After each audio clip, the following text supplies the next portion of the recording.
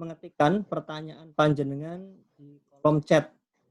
Kami dari co-host akan merangkum apa yang panjenengan melalui Pak Kristanto sebagai moderator akan jawab bersama-sama. Kemudian jika nanti cukup waktunya, kami juga akan membuka sesi tanya jawab langsung.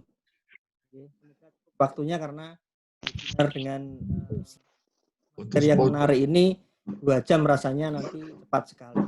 Jadi semoga cukup waktunya kita akan bisa bertanya jawab. Ngapunten Pak, suaranya kecil, besar, kecil. Suaranya timbul tenggelam, Pak Abram. Iya, suaranya kurang jelas, Pak.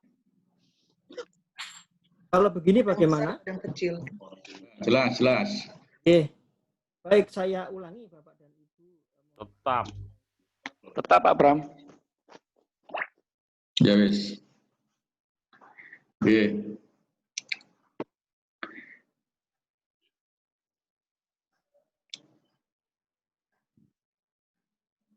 Oke, apakah cukup jelas Bapak dan Ibu? Cukup, cukup.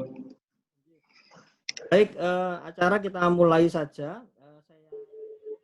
Saya informasi mengenai tata cara kita dalam kita melaksanakan. Sayup-sayup, Pak. Putus-putus. Pak Abram, kalau pakai headset dilepas saja kalau pakai laptop. Kalau begini bagaimana, nggih? Iya. Oh, jelas. Ya, begini. Ya, begini saja. Tidak Ya, pakai. lebih jelas itu. Oke, jelas, Pak. Mohon maaf Bapak Ibu, di beberapa Jelas, tata Pak, cara suaranya. melaksanakan dalam webinar. Yang pertama, kita nanti dalam sesi webinar akan diberikan waktu untuk bertanya jawab. Panjenengan yang mengirimkan pertanyaan bisa mencatat dalam kolom chat. Nanti kami dari host akan merangkum pertanyaan Bapak dan Ibu dan kemudian melewati moderator Pak Pendeta Kristanto dan narasumber akan memberikan jawaban pada saat jawab. Jika waktu memungkinkan, Bapak dan Ibu akan juga dibuka sesi tanya jawab langsung. Semoga kita mempunyai waktu yang cukup karena waktu selama 2 jam ini dengan webinar ini ya sangat seru ya. Nanti semoga cukup waktunya. Itu saja Bapak dan Ibu beberapa tata cara. Kami akan melakukan mute kepada panjenengan yang tidak bicara sehingga lalu lintas percakapan pada webinar pada malam hari ini bisa lebih baik. Nanti jika ada waktu untuk pertanyaan tanya jawab baru kita buka. Dari saya seperti itu Bapak dan Ibu, kita mulai saja acara pada malam hari ini akan dibuka dengan doa pembukaan oleh Pak Sugi. Dan nanti setelah itu Pak Pendeta Kristanto akan memulai acara. Dengan hormat Pak Sugi, saya mohon untuk memimpin di dalam tunun. Terima kasih Pak Abram. Bapak Ibu yang dikasihi Tuhan, kita bersama-sama selama 2 jam dalam webinar pada hari ini. Sebelum kita melakukan webinar, mari kita bersama-sama mengambil saat teduh untuk berdoa. Mari kita berdoa. Bapa Surgawi, Bapa yang penuh kasih, kami mengucap syukur atas pemeliharaan Tuhan di sepanjang kehidupan kami. Pada saat ini ya Tuhan, kami bersama-sama di sewilayah Majelis Daerah Surabaya Timur 1, kami akan bersama-sama melakukan seminar secara online. Kami sungguh rindu Tuhan untuk pada saat ini Tuhan campur tangan atas acara kami semua ini. Terlebih kami juga serahkan Ibu Pendeta Asnat Niwanatar yang akan mendampingi kami, yang akan menyampaikan materi. Kiranya apapun yang disampaikan Bu Asnat semata-mata untuk kemuliaan nama-Mu, Tuhan berikan pencerahan, hikmat, sehingga kebenaran firman-Mu boleh dinyatakan di dalam seminar ini. Demikian juga kami semua yang bergabung di dalam seminar pada malam hari ini, benar-benar buka hati, pikiran kami untuk menerima kebenaran yang akan disampaikan Ibu Asnat. Melalui tema perceraian dan perkawinan kembali yang sampai sekarang ini menjadi pergumulan kami bersama. Melalui seminar ini, kami tidak hanya sekedar menerima pengetahuan, tetapi kami dapat melakukan dengan sungguh-sungguh berdasarkan kebenaran firman-Mu di dalam pelayanan kami, terlebih-lebih di jemaat kami masing-masing. Kami serahkan sepenuhnya waktu kami ya Tuhan, baik saudara-saudara kami yang tergabung dalam seminar pada malam hari ini, demikian juga Ibu Asnat yang akan menyampaikan materi, baik semua perangkat yang akan kami pergunakan, Tuhan berkati sehingga kami dapat melakukan webinar ini sampai selesai dalam sukacita. Kami yakin dan percaya Tuhan akan menyertai acara kami pada malam hari ini. Terima kasih ya Tuhan, sepenuhnya kami serahkan dalam tangan pimpinan-Mu acara kami pada malam hari ini. Di dalam nama Tuhan Yesus Kristus kami berdoa dan mengucap syukur. Amin. Saya serahkan kepada Pak Kristanto. Ya, terima kasih. Dengar ya? Ya, selamat malam. Ya. Terima kasih Bapak Ibu dan saudara-saudara, selamat malam. Malam hari ini kita akan bersama-sama mengikuti seminar atau webinar yang merupakan program dari KPT daerah. Topiknya adalah perceraian dan perkawinan kembali. Ini memang dipilih karena memang cukup menarik. Ada beberapa alasan kenapa cukup menarik. Ya, karena memang di dalam kehidupan masyarakat kita, akhir-akhir ini ada banyak perceraian atau tingkat perceraian yang cukup tinggi. Mungkin juga di era pandemi ini. Lah, apakah juga berdampak, berimplikasi kepada jemaat atau jemaat sebagai bagian dari masyarakat juga mengalami kenaikan, memang kita belum tahu. Tetapi kasus perceraian itu selalu ada di dalam kehidupan orang Kristen atau di dalam kehidupan berjemaat. Kita juga bergumul bagaimana Alkitab berbicara tentang perceraian. Alkitab memang jelas menentang perceraian, tetapi ada teks-teks yang ke arah memberi keluasan. Ya. Bagaimana ini dimaknai atau dipahami, termasuk di dalam tradisi gereja, ada catatan-catatan perceraian itu boleh dilakukan dengan aturan-aturan tertentu atau kondisi-kondisi tertentu. Nah, termasuk juga tema tentang perceraian dan perkawinan kembali ini menarik karena di dalam gereja kita, jikalau ada yang bercerai kemudian menikah kembali, itu rasanya jemaat itu dianggap yang menikah karena perceraian hidup itu sebagai warga kelas 2 begitu, atau dianggap bagaimana begitu ya. Kadang bahkan juga ada gereja yang menolak melayani perkawinan kembali karena perceraian hidup. Dan juga pergumulan itu sampai pada kalau orang bercerai secara sah di catatan sipil, kapan seorang itu dapat dikatakan pantas untuk menikah, ini juga pro dan kontra. Kalau dia menikah kembali, wah ada yang kok cepat-cepat sekali menikah, berarti memang ya dia memang sengaja ingin mencari ganti yang lain. Nah, kita bersyukur kita pada saat ini akan mendapatkan wawasan secara teologis dan pastoral tentang perkawinan dan perceraian, perceraian dan perkawinan kembali bersama dengan Pendeta Asnat Niwanatar. Siapa beliau? Nah, kita akan melihat profil beliau. Mohon Pak Bram bisa menampilkan bagaimana atau siapa Ibu Asnat Niwanatar ini. Dalam catatan ini kita bisa melihat bahwa beliau adalah pendeta dari GKS, Gereja Kristen Sumba, dan menjadi pengajar di UKDW, pendidikannya S1 dan S2 di UKDW dan S3 di Jerman, Augustana Theologische Hochschule. Ya, itu saya tidak ngerti bahasa Jerman. Kira-kira seperti itu.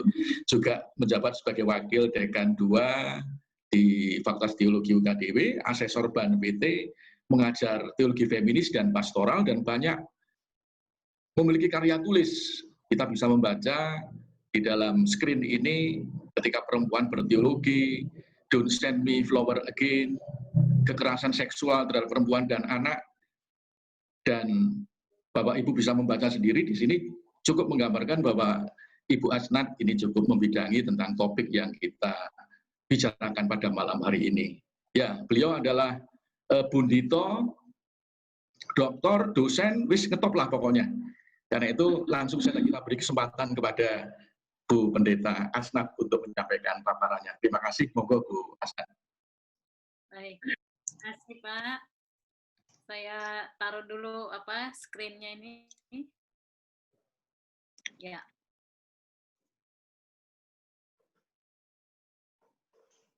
Oh, ini kok sebentar ya Pak ya. Harusnya di pertama dulu.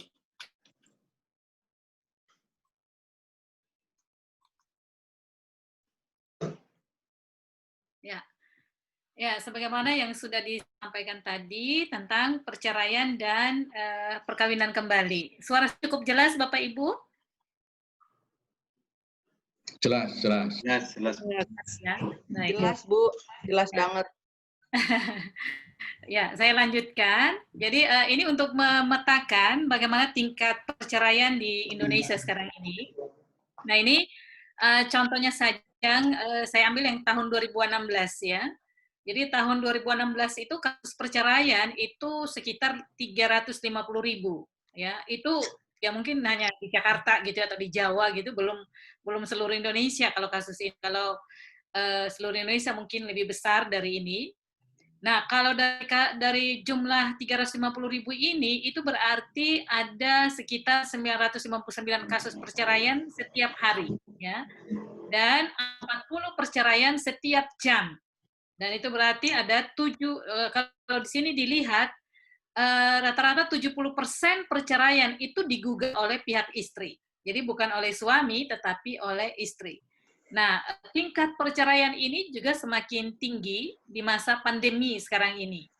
Jadi kalau baca media yang lalu itu, di Jawa Barat, itu orang sampai antri dari pagi sampai malam, sampai sore gitu, untuk menggugat cerai gitu ya. Jadi tingkat perceraian ini semakin hari semakin tinggi, dan itu juga termasuk di kalangan Kristen ya. Jadi walaupun kita mengatakan tidak bisa bercerai gitu ya, tapi faktanya ada banyak juga orang Kristen yang melakukan perceraian saat ini. Nah, alasan perceraian itu biasanya ada 3 selain alasan-alasan yang lain, tapi yang dominan ini adalah perselingkuhan, ekonomi, dan KDRT atau kekerasan dalam rumah tangga. Nah, itu yang seringkali terjadi. Nah, yang lalu kami melakukan penelitian ya dari Pusat Studi Teologi Feminis di kampus melakukan penelitian bagaimana perceraian di kalangan Kristen gitu. Apakah setuju dengan perceraian atau tidak? Ya, dan penelitian ini kami lakukan bukan untuk mendukung bahwa boleh bercerai gitu ya, tetapi mau menunjukkan fakta di lapangan tentang pro kontra terhadap perceraian itu sendiri. Nah, pertanyaan waktu itu yang dimunculkan adalah apakah setuju menolak perceraian dengan alasan apapun, ya, dengan alasan apapun. Ternyata ada 54%, ya, 54,1% itu yang setuju menolak perceraian, ya, jadi tidak setuju dengan perceraian. Tetapi menarik bahwa ada sekitar, ini tertutup ya ini di sini, sekitar 22,7% yang tidak setuju. Artinya menerima perceraian gitu ya, dan 23% itu ragu-ragu gitu. Nah, di sini kan berarti tidak sama ya, bahwa ternyata di kalangan Kristen ada yang setuju dengan perceraian ya. Kemudian kita melihat alasannya. Kalau yang alasan ekonomi, 76% itu tidak setuju, tapi 6,1% setuju dan 17,6% itu ragu-ragu. Nah, kalau alasannya perselingkuhan, 48,3% tidak setuju, tetapi ada 28,8% setuju dan 22,7% ragu-ragu. Kalau alasannya kekerasan dalam rumah tangga, 49,2% tidak setuju bercerai, tetapi 26,8% setuju dengan bercerai. Itu kan lumayan juga nih ya, lumayan banyak gitu yang setuju, dan 23,9% itu ragu-ragu. Nah, di sini kita melihat bahwa persentase persetujuan terhadap perceraian itu lebih banyak kalau alasannya perselingkuhan dan KDRT atau kekerasan dalam rumah tangga. Sedangkan kalau alasan ekonomi itu banyak yang tidak setuju, ya. Jadi kalau ekonomi ya harusnya bisa ditanggung bersama gitu dan tidak menjadi alasan untuk bercerai gitu. Jadi suka duka ya suami istri harus tanggung bersama, cari nafkah bersama gitu. Nah, biasanya yang menjadi alasan untuk setuju dengan perceraian adalah karena merasa bahwa perceraian adalah pilihan terakhir, ya, pilihan terakhir dari untuk menyelesaikan persoalan. Apalagi kalau itu menyangkut kekerasan dalam keluarga, karena itu menyangkut nyawa seseorang, gitu ya. Jadi lebih baik bercerai dan itu menyelamatkan salah satu pihak yang menjadi korban, gitu. Terus dilihat juga bahwa ternyata tidak ada damai sejahtera ya kalau keluarga itu dipertahankan, tapi dengan setiap hari, maka akan menimbulkan penderitaan ya, tidak hanya pada ibu yang menjadi korban, tetapi juga pada anak. Ya memang sih tidak selamanya ibu yang menjadi korban kekerasan ya, bisa juga suami jadi korban kekerasan. Jadi ada para istri juga yang jago gitu ya dan bisa melakukan kekerasan terhadap suami, ada juga ya. Jadi daripada mempertahankan keluarga tetapi setiap hari konflik memukul gitu, anak melihat contoh kehidupan yang kurang bagus dan itu akan mengganggu psikologis mereka sebagai anak-anak gitu ya, melihat perilaku yang tidak benar gitu. Nah, jadi selain itu juga dilihat bahwa dalam beberapa kasus ternyata anak itu lebih baik hidup dalam keluarga yang single parent ya. Jadi kalau bercerai dia hanya ikut salah satunya dan ternyata itu malah lebih baik gitu ya, karena tidak ada konflik ya di dalam kehidupan sehari-hari, dia tidak harus menyaksikan orang tuanya berkelahi tiap hari gitu, lebih damai gitu. Nah, tetapi bagi mereka yang menolak perceraian, itu alasannya adalah bahwa perceraian itu adalah pelanggaran atau dosa gitu ya. Dan seringkali didasarkan pada Matius 19 ayat 6. Ya, apa yang telah dipersatukan oleh Allah tidak boleh diceraikan oleh manusia. Jadi melihat bahwa perkawinan itu adalah inisiatif dari Allah, sedangkan perceraian adalah inisiatif dari manusia gitu ya. Nah, selain itu juga adanya gambaran keluarga yang utuh ya. Jadi orang memandang bahwa keluarga yang utuh itu adalah sesuatu yang ideal, yang baik gitu ya. Ada ayah, ada ibu, ada anak-anak. Dibandingkan kalau cuma sendiri gitu ya, single parent hanya dengan ibu atau hanya dengan ayah gitu. Dan orang Kristen melihat bahwa perceraian itu sama artinya dengan mengingkari janji perkawinan. Ketika kita menikah, kita berjanji di hadapan Tuhan, ya, di hadapan jemaat begitu. Jadi kalau bercerai berarti kan kita melanggar apa yang sudah kita janjikan. Nah, itu yang menjadi alasan kenapa bercerai. Nah, sekarang kita lihat di dalam Alkitab. Apa kata Alkitab terhadap perceraian? Nah, kalau di dalam perjanjian lama atau di kehidupan orang Yahudi, itu ada izin perceraian. Nah, di antara para rabi itu berbeda pendapat. Ya, jadi beberapa rabi mengizinkan perceraian dengan alasan persinahan, ya, atau perselingkuhan. Sekarang ini kita sebut. Nah, rabi lain membolehkan dengan tingkatan tertentu. Ya, ada dua mazhab ya dari rabi itu yang mengizinkan. Yang pertama itu mazhab Samai itu mengizinkan perceraian kalau istri terbukti melakukan perselingkuhan ya, atau kalau di Alkitab tidak ada istilah perselingkuhan ya, kalau melakukan persinahan begitu. Tetapi tidak sebaliknya. Jadi kalau suami melakukan persinahan itu tidak dikatakan diceraikan karena memang yang berhak untuk menceraikan adalah suami, bukan istri. Jadi kalau suami bersinah atau selingkuh, istri nggak bisa menuntut cerai gitu ya. Ini hukumnya di Yahudi karena masyarakatnya sangat patriarkal gitu. Nah, tetapi kalau mazhab Hillel dia mengizinkan perceraian walau kesalahan istri itu hanya menumpahkan minuman misalnya atau menumpahkan kopi gitu ya. Jadi alasannya sangat sepele. Jadi laki-laki itu atau suami itu berhak untuk menceraikan istrinya apapun kesalahannya. Jadi baik kesalahan besar maupun kesalahan kecil, ya pokoknya dia menganggap itu kesalahan, dia bisa menceraikan istrinya gitu ya. Jadi hak itu ada di tangannya.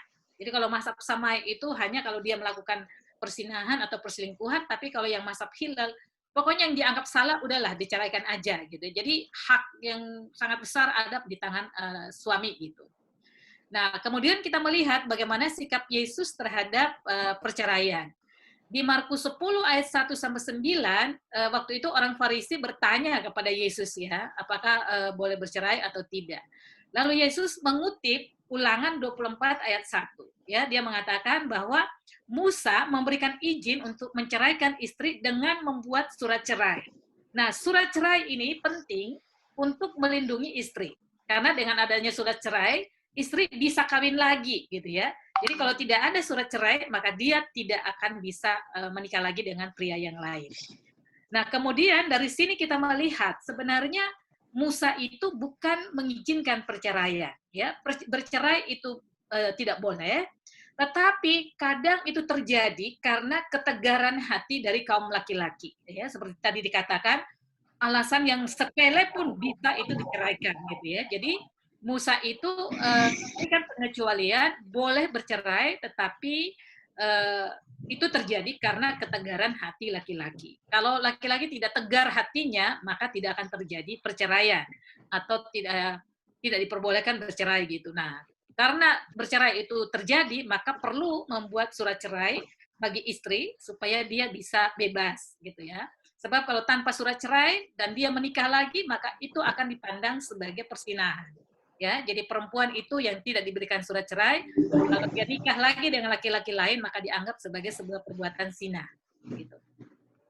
Nah, jadi Yesus mengutip Kejadian 1 ayat 27 ya, sebab pada awalnya dunia Allah menjadikan mereka laki-laki dan perempuan, laki-laki meninggalkan ayah ibunya dan bersatu dengan istrinya, lalu di bagian terakhir dikatakan, apa yang telah dipersatukan oleh Allah tidak boleh diceraikan oleh manusia. Nah, itu juga menjadi pertanyaan nanti ya bagi kita, apakah semua perkawinan itu telah dipersatukan oleh Tuhan? Ya, apakah semua perkawinan itu dipersatukan oleh Tuhan atau dipersatukan oleh setan misalnya ya? Menikah misalnya karena sudah hamil duluan atau apa gitu. Jadi bukan Tuhan yang mempersatukan, tapi hal yang lain mempersatukan begitu. Nah, di dalam teks kitab Kejadian itu, perkawinan adalah digambarkan sebagai kemitraan yang sejajar ya antara laki-laki dan perempuan begitu. Dan di sini sebenarnya Yesus mengkritik hukum Taurat yang ternyata lebih memihak kepada laki-laki ya, karena tadi dikatakan bahwa laki-laki itu boleh bisa menceraikan istrinya dengan alasan apapun ya. Jadi Yesus sebenarnya mengkritik hukum Taurat di sini ya. Jadi Yesus ingin mengembalikan pada tujuan awal penciptaan antara laki-laki dan perempuan supaya mereka menjadi mitra yang sejajar. Tetapi faktanya kan tidak demikian, ya, tidak sejajar. Jadi keluarga kita itu lebih banyak modelnya hierarki, di mana pihak laki-laki sangat berkuasa, sedangkan pihak istri itu sedikit kuasanya, bahkan tidak kuasa apa-apa. Ya, jadi gampang sekali ditindas begitu. Nah, Matius 9 ayat 6 itu yang bagian yang berikutnya. Jadi antara Markus dengan Matius itu agak sejajar gitu, walaupun pertanyaannya agak berbeda. Jadi di Matius 19 ayat 6 ini murid-murid yang bertanya, ya. Jadi apakah diperbolehkan orang menceraikan istrinya dengan alasan apa saja? Jadi kalau di Markus tadi bertanya apakah boleh bercerai, kalau di sini dengan alasan apa saja gitu. Lalu Yesus mengatakan, barang siapa menceraikan istrinya kecuali karena zina, lalu kawin lagi dengan perempuan lain, ia berbuat zina. Nah, ini kalau kita melihat pernyataan ini, ya, barang siapa menceraikan istrinya kecuali karena zina, ya, lalu kawin lagi dengan perempuan lain, artinya dia sebenarnya belum bercerai atau tidak bercerai ya, karena perceraian itu hanya bisa terjadi kalau zina, ya, melakukan zina. Jadi kalau dia tidak melakukan zina lalu diceraikan, berarti kan sebenarnya bisa bercerai, belum bercerai gitu ya. Jadi di sini boleh bercerai, tetapi hanya karena alasan zina. Jadi kalau tidak ada alasan zina, tidak boleh bercerai. Dikatakan oleh Yesus. Nah, di sini konteks dari Matius ini adalah konteks laki-laki Yahudi yang dikuasai oleh budaya patriarkal, gitu ya.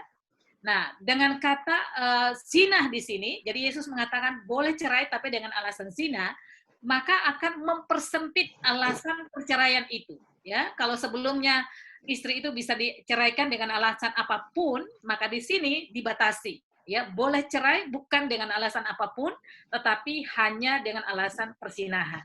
Ya, jadi ini sebenarnya justru Yesus mengkritik budaya orang Yahudi yang menceraikan istri sewenang-wenang gitu ya, sesuka hatinya gitu. Jadi dikasih batasan boleh tapi kalau alasannya berzina. Jadi di sini ada dua hal, tidak boleh bercerai dan boleh bercerai asal dengan alasan zina gitu ya. Nah, selanjutnya kita melihat Paulus. Bagaimana sikap Paulus terhadap perceraian. Nah, di 1 Korintus 7 itu konteksnya adalah masyarakat Yahudi yang yaitu laki-laki yang boleh menceraikan istrinya. Dan juga ada masyarakat Yunani, di mana kalau di Yunani bukan hanya suami yang menceraikan istri, tetapi perempuan juga boleh menceraikan suaminya. Jadi ada dua budaya yang berbeda. Kalau Yahudi hanya suami atau laki-laki yang menceraikan istrinya, tapi kalau masyarakat Yunani dua-duanya bisa. Jadi bisa laki-laki, bisa perempuan. Nah, di sini di ayat 10 dan 11 Paulus mengutip perkataan Yesus ya. Jadi dia mengatakan Tuhan perintahkan supaya suami istri tidak boleh menceraikan pasangannya ya. Tapi di ayat 12 sampai 13, tapi menurutku kata Paulus tidak boleh cerai dan boleh bercerai kalau tidak seiman. Jadi di sini mengutip sebenarnya berbicara sebenarnya tentang beriman dan tidak beriman, tidak seiman dan yang seiman gitu ya. Nah, di Markus 10 ayat 2 sampai 7 kita melihat pandangan Yesus yang melarang suami menceraikan istrinya. Nah, kemungkinan ini ditujukan kepada laki-laki Yahudi. Sedangkan di Markus 10 ayat 10 sampai 12 ini kepada suami dan istri. Jadi istri itu tidak boleh menceraikan suaminya. Nah, ini mungkin konteksnya Yunani ya, masyarakat Yunani gitu. Jadi di sini kita melihat antara pandangan Yesus dengan pandangan Paulus itu hampir sama. Boleh atau tidaknya bercerai sangat ditentukan oleh konteks masalah yang terjadi. Ya. Jadi memang tidak boleh, tetapi di lain pihak boleh, tapi dengan alasan zina, gitu ya. Itu yang. Ini macam di sebelah kiri ini tarik-tarikan. Ya. Kemudian selanjutnya kita melihat bahwa kalau kita melihat dari Alkitab sendiri sebenarnya inti dari Alkitab adalah kasih Allah yang membebaskan, ya, damai sejahtera. Dan ini yang seharusnya melandasi keluarga. Artinya keluarga itu harus penuh dengan kasih gitu. Nah, kalau hidup keluarga itu sudah kacau balau, penuh dengan konflik, ya untuk apa lagi dipertahankan gitu ya? Karena tujuan orang menikah kan untuk bahagia gitu ya. Nah, kalau tidak bahagia lagi ya ngapain gitu. Nah, itu seringkali menjadi dasar kenapa lalu perceraian itu diterima gitu ya atau diperbolehkan selain alasan persinahan gitu. Nah, sekarang kita melihat pandangan dari gereja reformasi ya atau masa reformasi gitu ya. Kita gereja reformasi. Nah, di sini kita melihat pandangan dari Calvin. Calvin itu perceraian diperbolehkan dalam keadaan tertentu. Ya, jadi bagi Calvin boleh bercerai kalau alasannya karena kekerasan. Ya, walaupun itu sebenarnya tidak sesuai dengan kehendak Allah, tapi apa boleh buat? Karena itu demi melindungi kehidupan salah satu pihak, jadi misalnya istri, ya diperbolehkan gitu daripada dia mati gitu ya, mati di tangan suaminya, lebih baik berpisah gitu ya. Nah, jadi di sini Calvin mengatakan memang Allah membenci perceraian. Tetapi bagaimana suara hati kita ketika kita melihat ya kekerasan itu terjadi. Jadi suara hati kita itu lebih diutamakan daripada memelihara hukum formal atau hukum Taurat begitu ya. Jadi suara hati kita berbicara ketika ada penderitaan yang terjadi di dalam keluarga ya. Jadi kalau tiap hari main pukul-pukulan ya harus dipertanyakan ya. Ini rumah tangga atau rumah duka gitu kan. Duka terus ya karena dipukulin, menangis terus gitu ya. Jadi harus jelas di situ.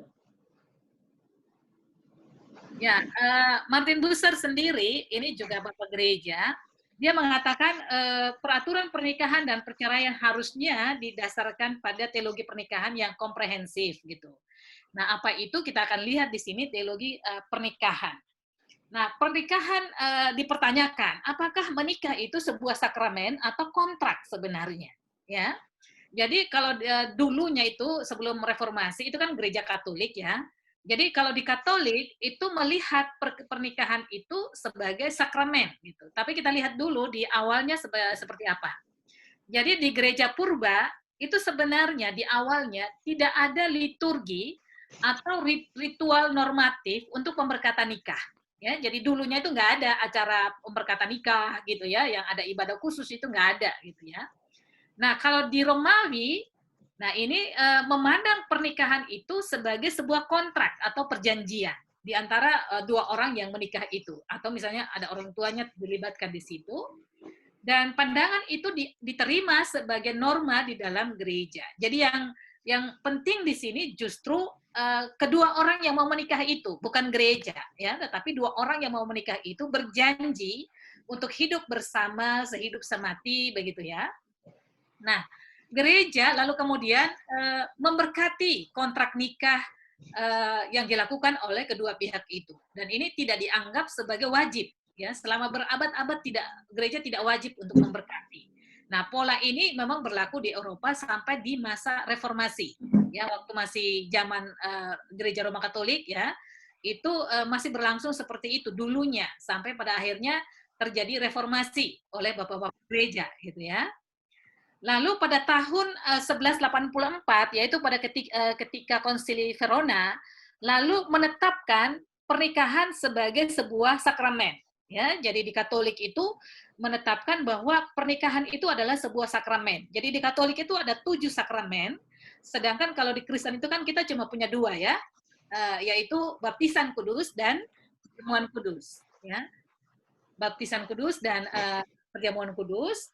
Jadi kalau dulu itu disebut sebagai sakramen, memahaminya sebagai bagian dari tatanan penciptaan dan sebuah wadah di mana Allah itu bisa menyampaikan anugerahnya kepada manusia. Nah, itu di zaman gereja Katolik gitu ya. Nah, tapi pada saat zaman reformasi yang diwakili oleh Luther, Calvin, Zwingli, dan Bucer ini, perkawinan bagi warga gereja dilakukan oleh seorang pendeta di depan saksi ya dari jemaat begitu. Tetapi di zaman reformasi, perkawinan itu tidak dilihat sebagai sakramen. Ya, walaupun sakral ya, kita menganggap itu sakral, tetapi bukan sakramen.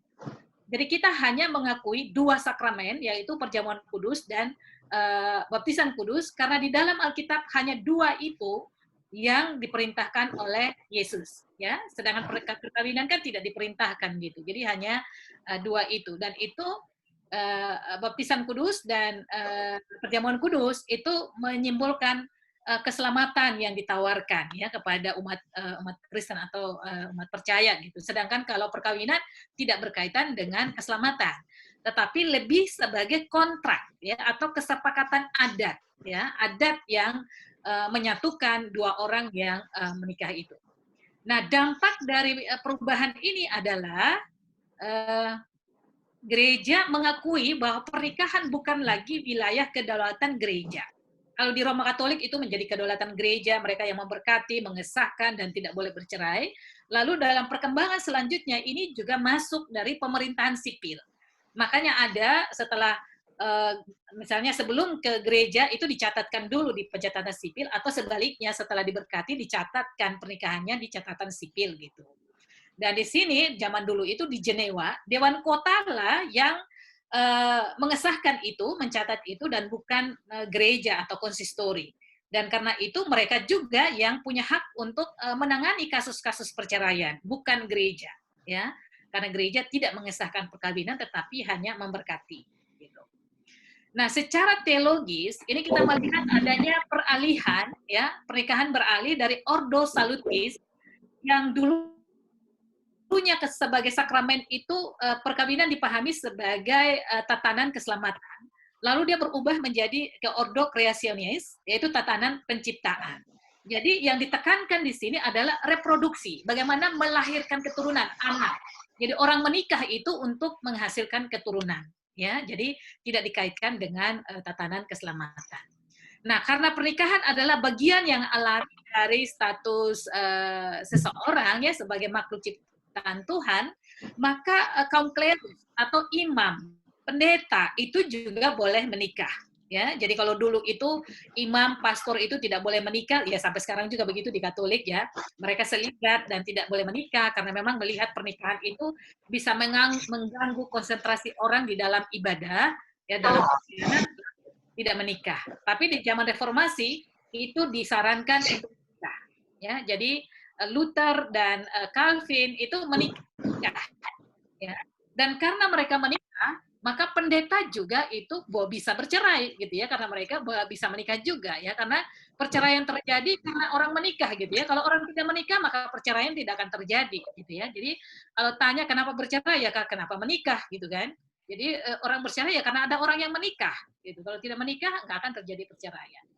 Nah, karena pernikahan bukan sebuah sakramen tetapi kontrak, maka perceraian dimungkinkan. Ya, jadi ingat ya, bukan sakramen tapi kontrak antara dua pihak, karena itu bercerai pun dimungkinkan. Nah, karena kontrak maka dapat dibatalkan. Jadi kontrak itu kan bisa dibatalkan atau janji itu kan bisa dibatalkan, ya, baik oleh salah satu pihak atau oleh kedua pihak yang tidak bisa menggenapi janji yang sudah diucapkan. Nah, itu dari sejarahnya ya. Nah, Martin Bucer sendiri mengatakan begini, kalau pernikahan yang tidak baik dibiarkan, ya, pernikahan itu penuh dengan konflik dibiarkan, maka akan menimbulkan penghormatan masyarakat terhadap lembaga pernikahan semakin menurun. Ya, perceraian justru memungkinkan pernikahan yang jelek itu diakhiri, lalu orang menciptakan pernikahan yang jauh lebih baik, gitu ya. Tapi kalau kita demi menyenangkan orang lain, kita mempertahankan keluarga yang sebenarnya bukan lagi sebuah keluarga yang baik, yang ideal, karena setiap hari cekcok, nah justru kita menunjukkan bagaimana keluarga yang tidak baik gitu ya, dan bisa menimbulkan trauma kepada orang lain untuk tidak berkeluarga karena melihat contoh bahwa keluarga itu ternyata ya seperti itu gitu ya. Ya lebih baik itu diakhiri supaya tidak berkepanjangan dan kita mencari mana yang baik gitu atau menciptakan perkawinan yang baru yang lebih baik gitu. Dan juga dikatakan kalau itu keluarga yang seperti itu, maksudnya kalau kita gereja melarang perceraian, lalu untuk apa pendampingan pastoral dilakukan?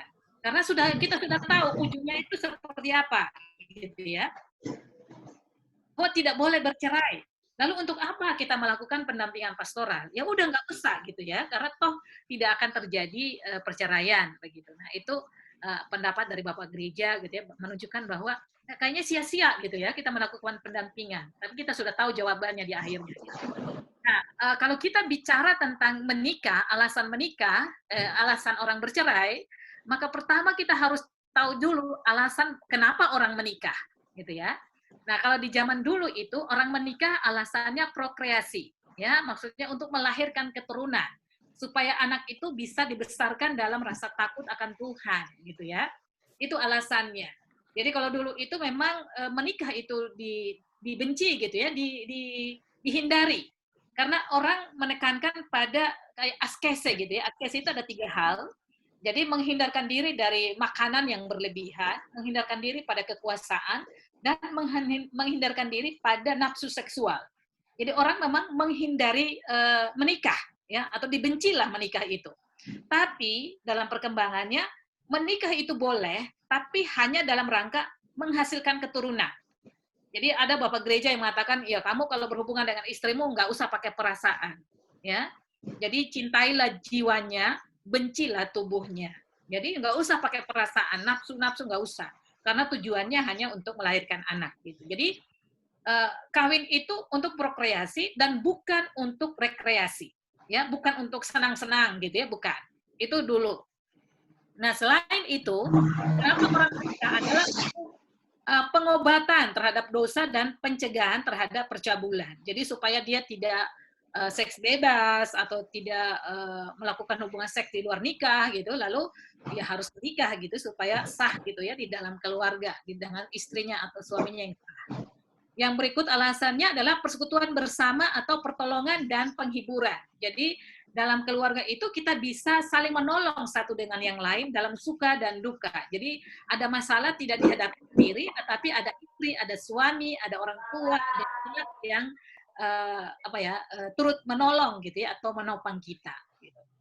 Nah itu alasan perkawinan tadi atau pernikahan. Nah kalau ada alasan menikah, maka juga ada alasan perceraian. Nah alasan bercerai pada umumnya adalah kalau ternyata keluarga itu mandul, ya salah satunya atau dua-duanya mandul, kan tidak ada anak gitu ya. Padahal tadi alasannya orang menikah adalah supaya punya anak atau prokreasi. Nah, kalau tidak ada anak, maka ini lalu mereka bercerai gitu ya. Jadi antara alasan menikah dengan alasan bercerai itu saling berkaitan, ya. Yang kedua adalah tadi kan supaya menahan, maksudnya sebagai obat untuk nafsu seksual, supaya tidak seks di luar nikah gitu.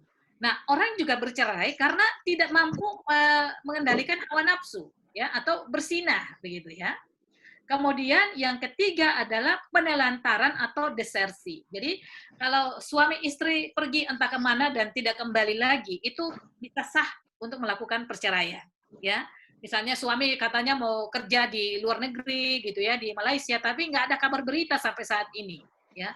Udah lebih dari 1 tahun nggak ada berita. Nah, ini boleh bercerai, ya, itu hanya 1 tahun. Jadi kalau 1 tahun tidak ada kabar berita, maka istri yang ditinggal atau suami yang ditinggal, dia bisa mengajukan perceraian dan kawin lagi. Gitu. Nah, alasan yang berikutnya adalah pernikahan paksa, penipuan, dan perdagangan. Misalnya anak belum cukup umur lalu dinikahkan paksa, ya, tapi terlanjur dinikahkan, ya ini dia bisa bercerai. Atau misalnya di awal-awalnya itu baik, tidak kelihatan dia menipu, tapi kemudian terjadi perkawinan, setelah menikah baru ketahuan bahwa dia menipu gitu ya. Katanya bujang, ternyata dia udah punya istri misalnya. Nah, itu bisa dibatalkan perkawinannya atau melakukan perceraian. Atau ada unsur perdagangan, misalnya istrinya itu maksudnya sebelumnya itu untuk membayar hutang misalnya dikawinkan gitu ya, ketahuan lalu bisa saja dilakukan perceraian.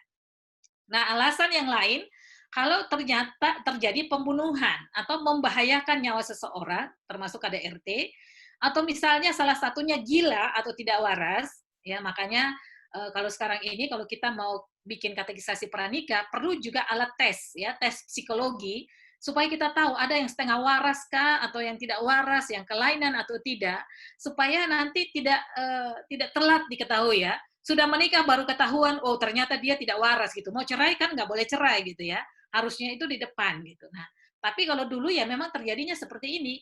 Orang itu menikah kayak apa ya? Kayak beli kucing dalam karung, nggak tahu pasangannya itu seperti apa. Karena orang pacaran itu kan yang indah-indah tuh ya, yang baik-baik itu. Tapi kalau udah menikah keluar semua yang bobrok gitu. Baru tahu ketika menikah. Mau mundur nggak bisa ya, karena gereja melarang perceraian. Atau misalnya perilaku yang tidak senonoh. Misalnya hiperseks kah atau punya gaya seks yang aneh-aneh gitu ya. Dan itu baru ketahuan ketika sudah menikah, ya. Atau misalnya tinggal di luar negeri dan tidak kembali lagi, sakit kusta misalnya yang menular atau AIDS misalnya. Nah, itu bisa saja menjadi alasan untuk bercerai. Kalau di undang-undang kita kan kalau istri itu tidak bisa melayani sebagai istri atau sakit, dia bisa juga diceraikan atau dipoligami gitu. Tapi kalau di Kristen kan tidak ada. Nah, yang berikut adalah tidak ada cinta kasih. Ya, sebagaimana alasan pertama orang menikah itu atas dasar kasih, maka kalau tidak ada lagi cinta kasih dalam keluarga itu, maka bisa untuk menikah, untuk bercerai. Ya, karena itu tadi saya katakan, orang menikah itu untuk menikmati kebahagiaan.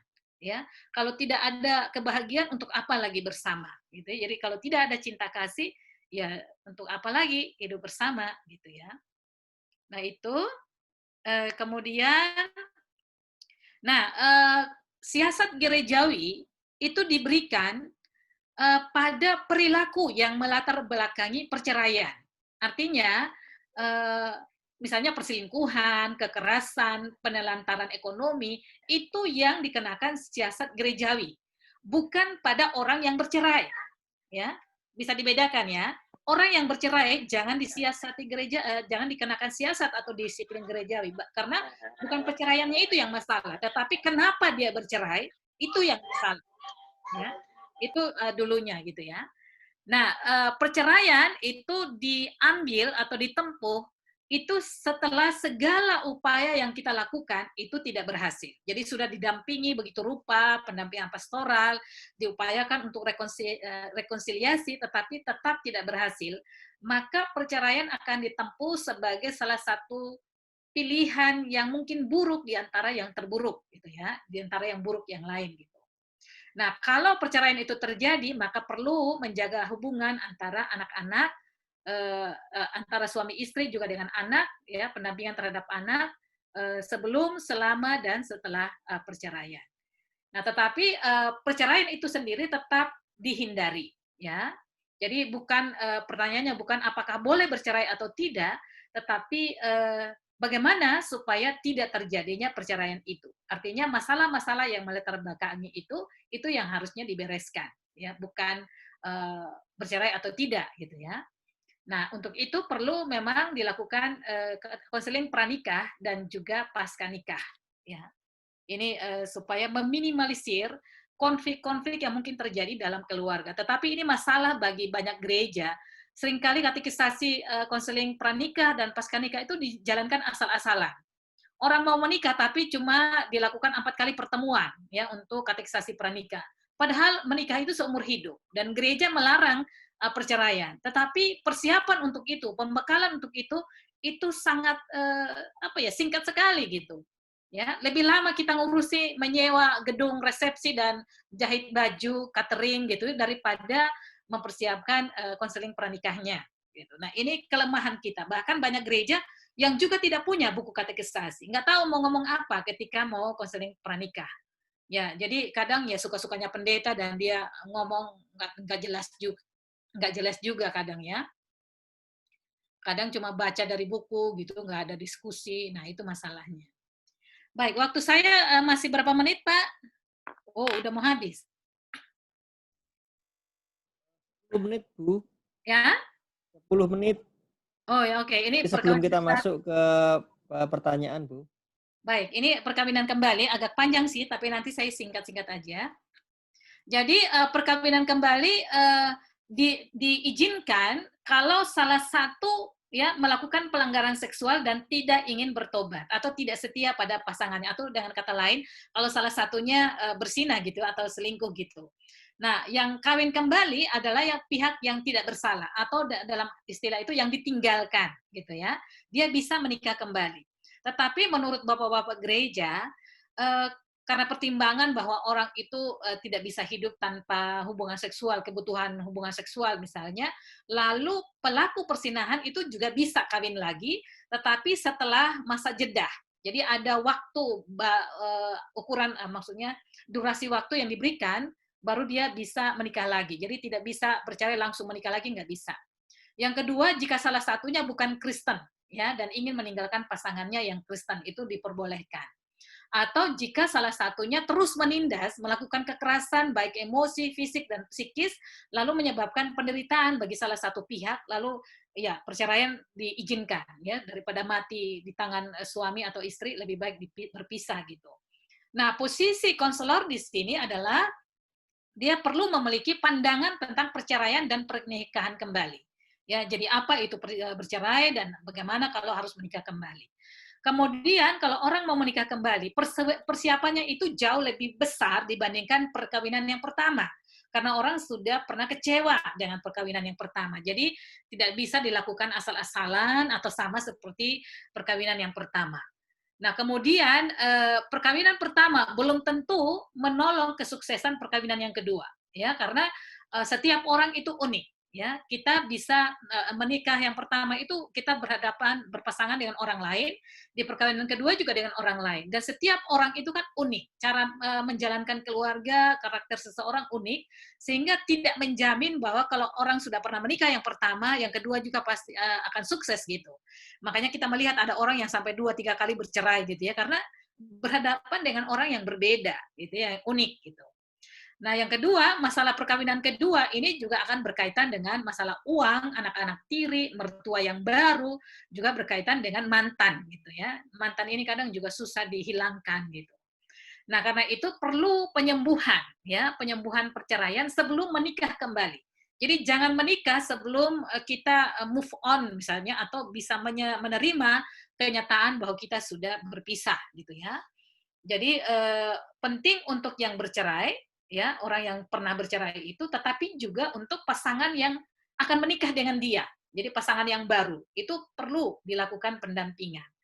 Nah, sesi pendampingan biasanya untuk pasangan, anak-anak kandung, dan juga calon anak tiri kalau ada anak-anak sebelumnya. Nah, topik-topik yang biasanya dalam diskusi adalah bagaimana pola-pola relasi dengan pasangan sebelumnya, gitu ya. Apakah dengan mantan, gitu ya, dengan mantan. Apa yang harus dilakukan di sana, gitu ya. Apakah perlu cara-cara yang konstruktif atau destruktif kah, begitu ya. Kemudian juga perlu belajar tentang diri kita sendiri setelah perceraian itu seperti apa.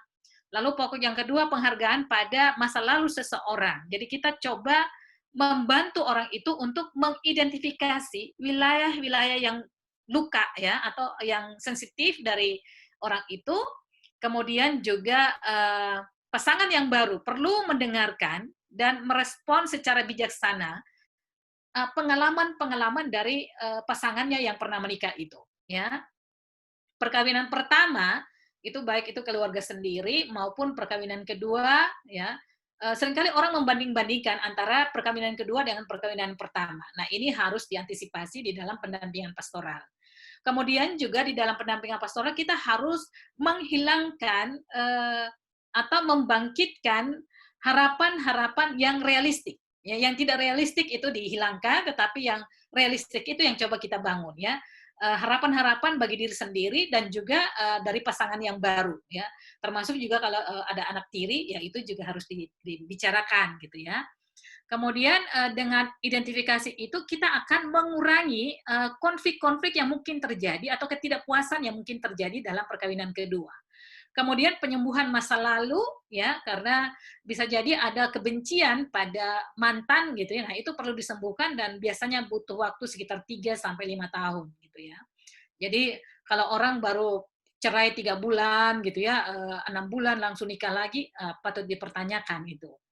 Nah, kontak dengan mantan, apakah masih ada kontak dengan mantan, dan kalau ada mungkin hanya sebatas urusan anak-anak gitu ya, atau ada bisnis yang dilakukan bersama antara mantan mertua misalnya, atau masalah keuangan.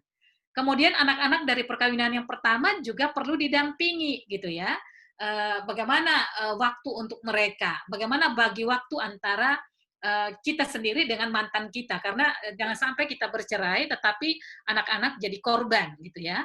Kemudian perlu menciptakan teman-teman baru, alokasi waktu bersama, kapan jalan-jalan. Jadi kalau di Eropa itu kan dibagi ya. Jadi misalnya Sabtu Minggu itu dengan bapaknya ya, tapi kalau hari yang lain dengan ibunya, karena memang itu tetap bapaknya ya, tidak ada mantan bapak atau mantan ibu gitu. Jadi anak jangan sampai jadi korban ketika terjadi perceraian gitu. Nah, di sini ada 3R yang harus kita lihat. 3R, resolve, itu berarti mengeksplorasi bagaimana seseorang menyelesaikan relasinya dengan mantan. Ya, apa-apa yang perlu dibereskan di sana. Apakah itu relasi dengan keluarga kah, dengan teman, memori-memori yang positif dan negatif itu dihilangkan. Bagaimana luka batin kita itu bisa disembuhkan, gitu ya. Kemudian yang kedua adalah rebuild. Ini upaya membangun kembali diri sendiri setelah perceraian gitu ya. Itu yang kedua. Kemudian juga rasa bersalah yang mungkin terjadi itu perlu dibereskan ya di tahap ini. Kemudian bagaimana menolong orang yang kita dampingi ini untuk menghadapi dan menerima sumbangan mereka terhadap kegagalan perkawinan sebelumnya. Ya, jadi bagaimana mereka melihat kegagalan-kegagalan itu supaya tidak lagi terjadi pada perkawinan yang kedua.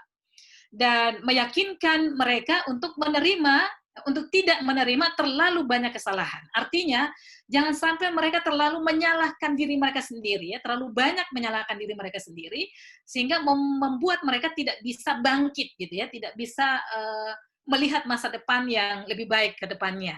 Jadi mereka perlu ditolong untuk berdamai dengan masa lalu mereka, ya, dan menolong konseling untuk atau orang yang kita dampingi itu untuk mengantisipasi argumen-argumen dengan mantan gitu ya, tentang anak, tentang keuangan gitu.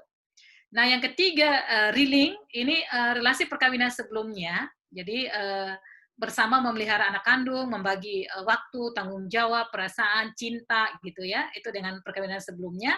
Dan dengan perkawinan kedua itu bagaimana fungsi yang kita jalankan, struktur yang kita jalankan dalam keluarga yang baru, yang tentunya berbeda dengan keluarga sebelumnya. Nah, kita juga perlu memperhatikan kebutuhan-kebutuhan anak gitu ya. bagaimana model memelihara anak dalam konteks perkawinan yang kedua, gitu ya. Bagaimana perhatian kita kepada anak kandung dan anak tiri, ya, itu perlu dibahas, dibicarakan bersama, ya. Dan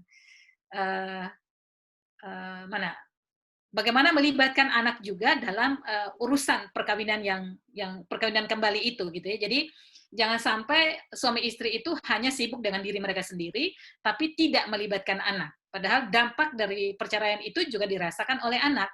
Jadi kalau mau nikah kembali ya harus tanya anak juga, gitu ya. Jangan kita egois, hanya orang tua saja yang dipertimbangkan perasaannya, tetapi anak dilupakan. Itu nggak boleh. Nah, penyesuaian diri bagi orang tua, ya ini tentang kuasa misalnya, ya. Di dalam keluarga itu pembagian peran antara ibu dengan ayah dalam keluarga yang baru, tentang perhatian, tentang peraturan-peraturan dalam keluarga, bagaimana nanti finansialnya, keuangannya harus dipenuhi, gitu ya, perasaan bersalah, meninggalkan anak-anak dari perkawinan sebelumnya. Nah, itu bisa dibantu untuk menyesuaikan diri, ya. Ini termasuk juga anak kandung, tadi sudah saya singgung, dan juga masalah seksual. Ya, ini seringkali muncul, misalnya terjadi ayah tiri itu jatuh cinta kepada anak tirinya, atau ibu itu jatuh cinta kepada anak tirinya, itu atau antara anak kandung dengan anak tiri itu saling jatuh cinta. Nah, ini seringkali terjadi. Nah, ini perlu juga dibicarakan bagaimana itu seharusnya dibina, gitu ya. Lalu panggilan terhadap ayah tiri dan ibu tiri itu juga perlu dibicarakan, apakah panggil ayah atau panggil om, panggil paman, dan lain sebagainya. Ya. Nah, penolakan dan harapan, gitu ya. Jadi penolakan dari pasangan, ya, ketakutan akan ditinggalkan, ini juga perlu dibicarakan di dalam pernikahan kembali. Karena di dalam pernikahan kembali dengan orang yang baru, tentu ada penolakan-penolakan atau ketakutan terhadap penolakan, dan juga ada harapan-harapan yang ingin dipenuhi di sana.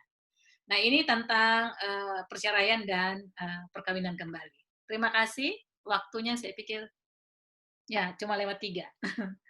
Ya, saya kembalikan kepada moderator. Silakan.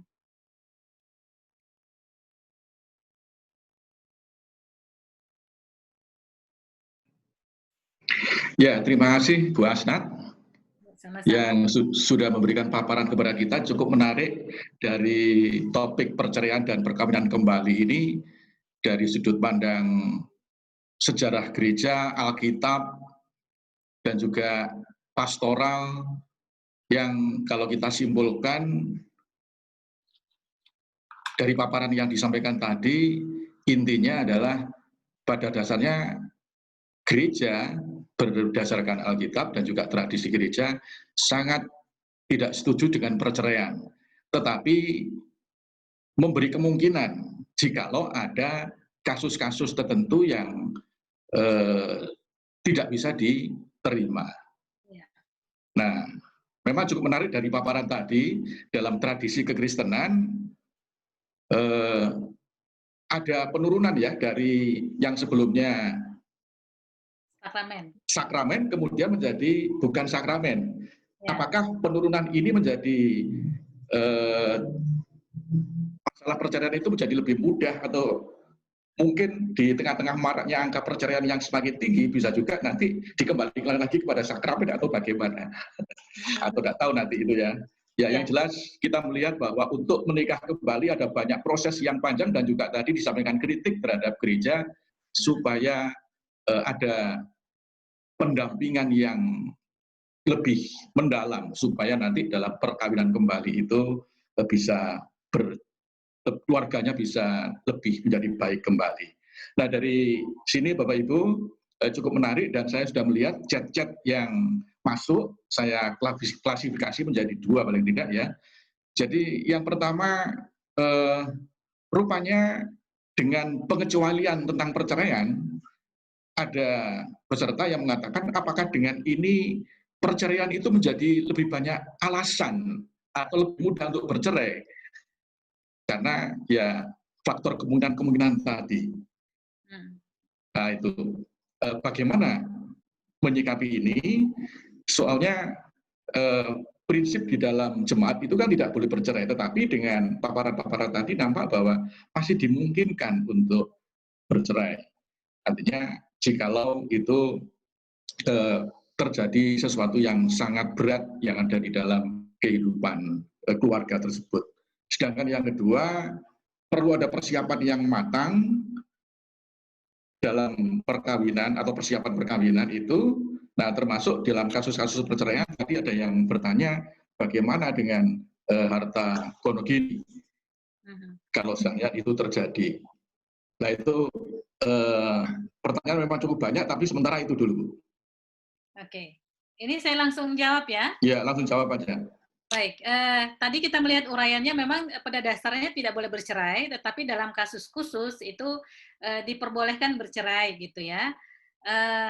Lalu diambil kesimpulan, ya kalau begitu nanti banyak orang yang bercerai gitu ya, karena ternyata diperbolehkan gitu. Sementara gereja mengatakan tidak boleh. Dan memang sampai sekarang ini gereja-gereja belum secara sah mengatakan boleh bercerai. Jadi pada umumnya mengatakan tidak boleh bercerai, tetapi dalam kasus khusus itu diperbolehkan gitu ya.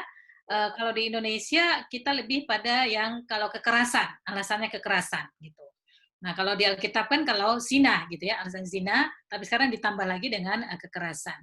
Nah, menurut saya harusnya jangan berpikir seperti itu, ya.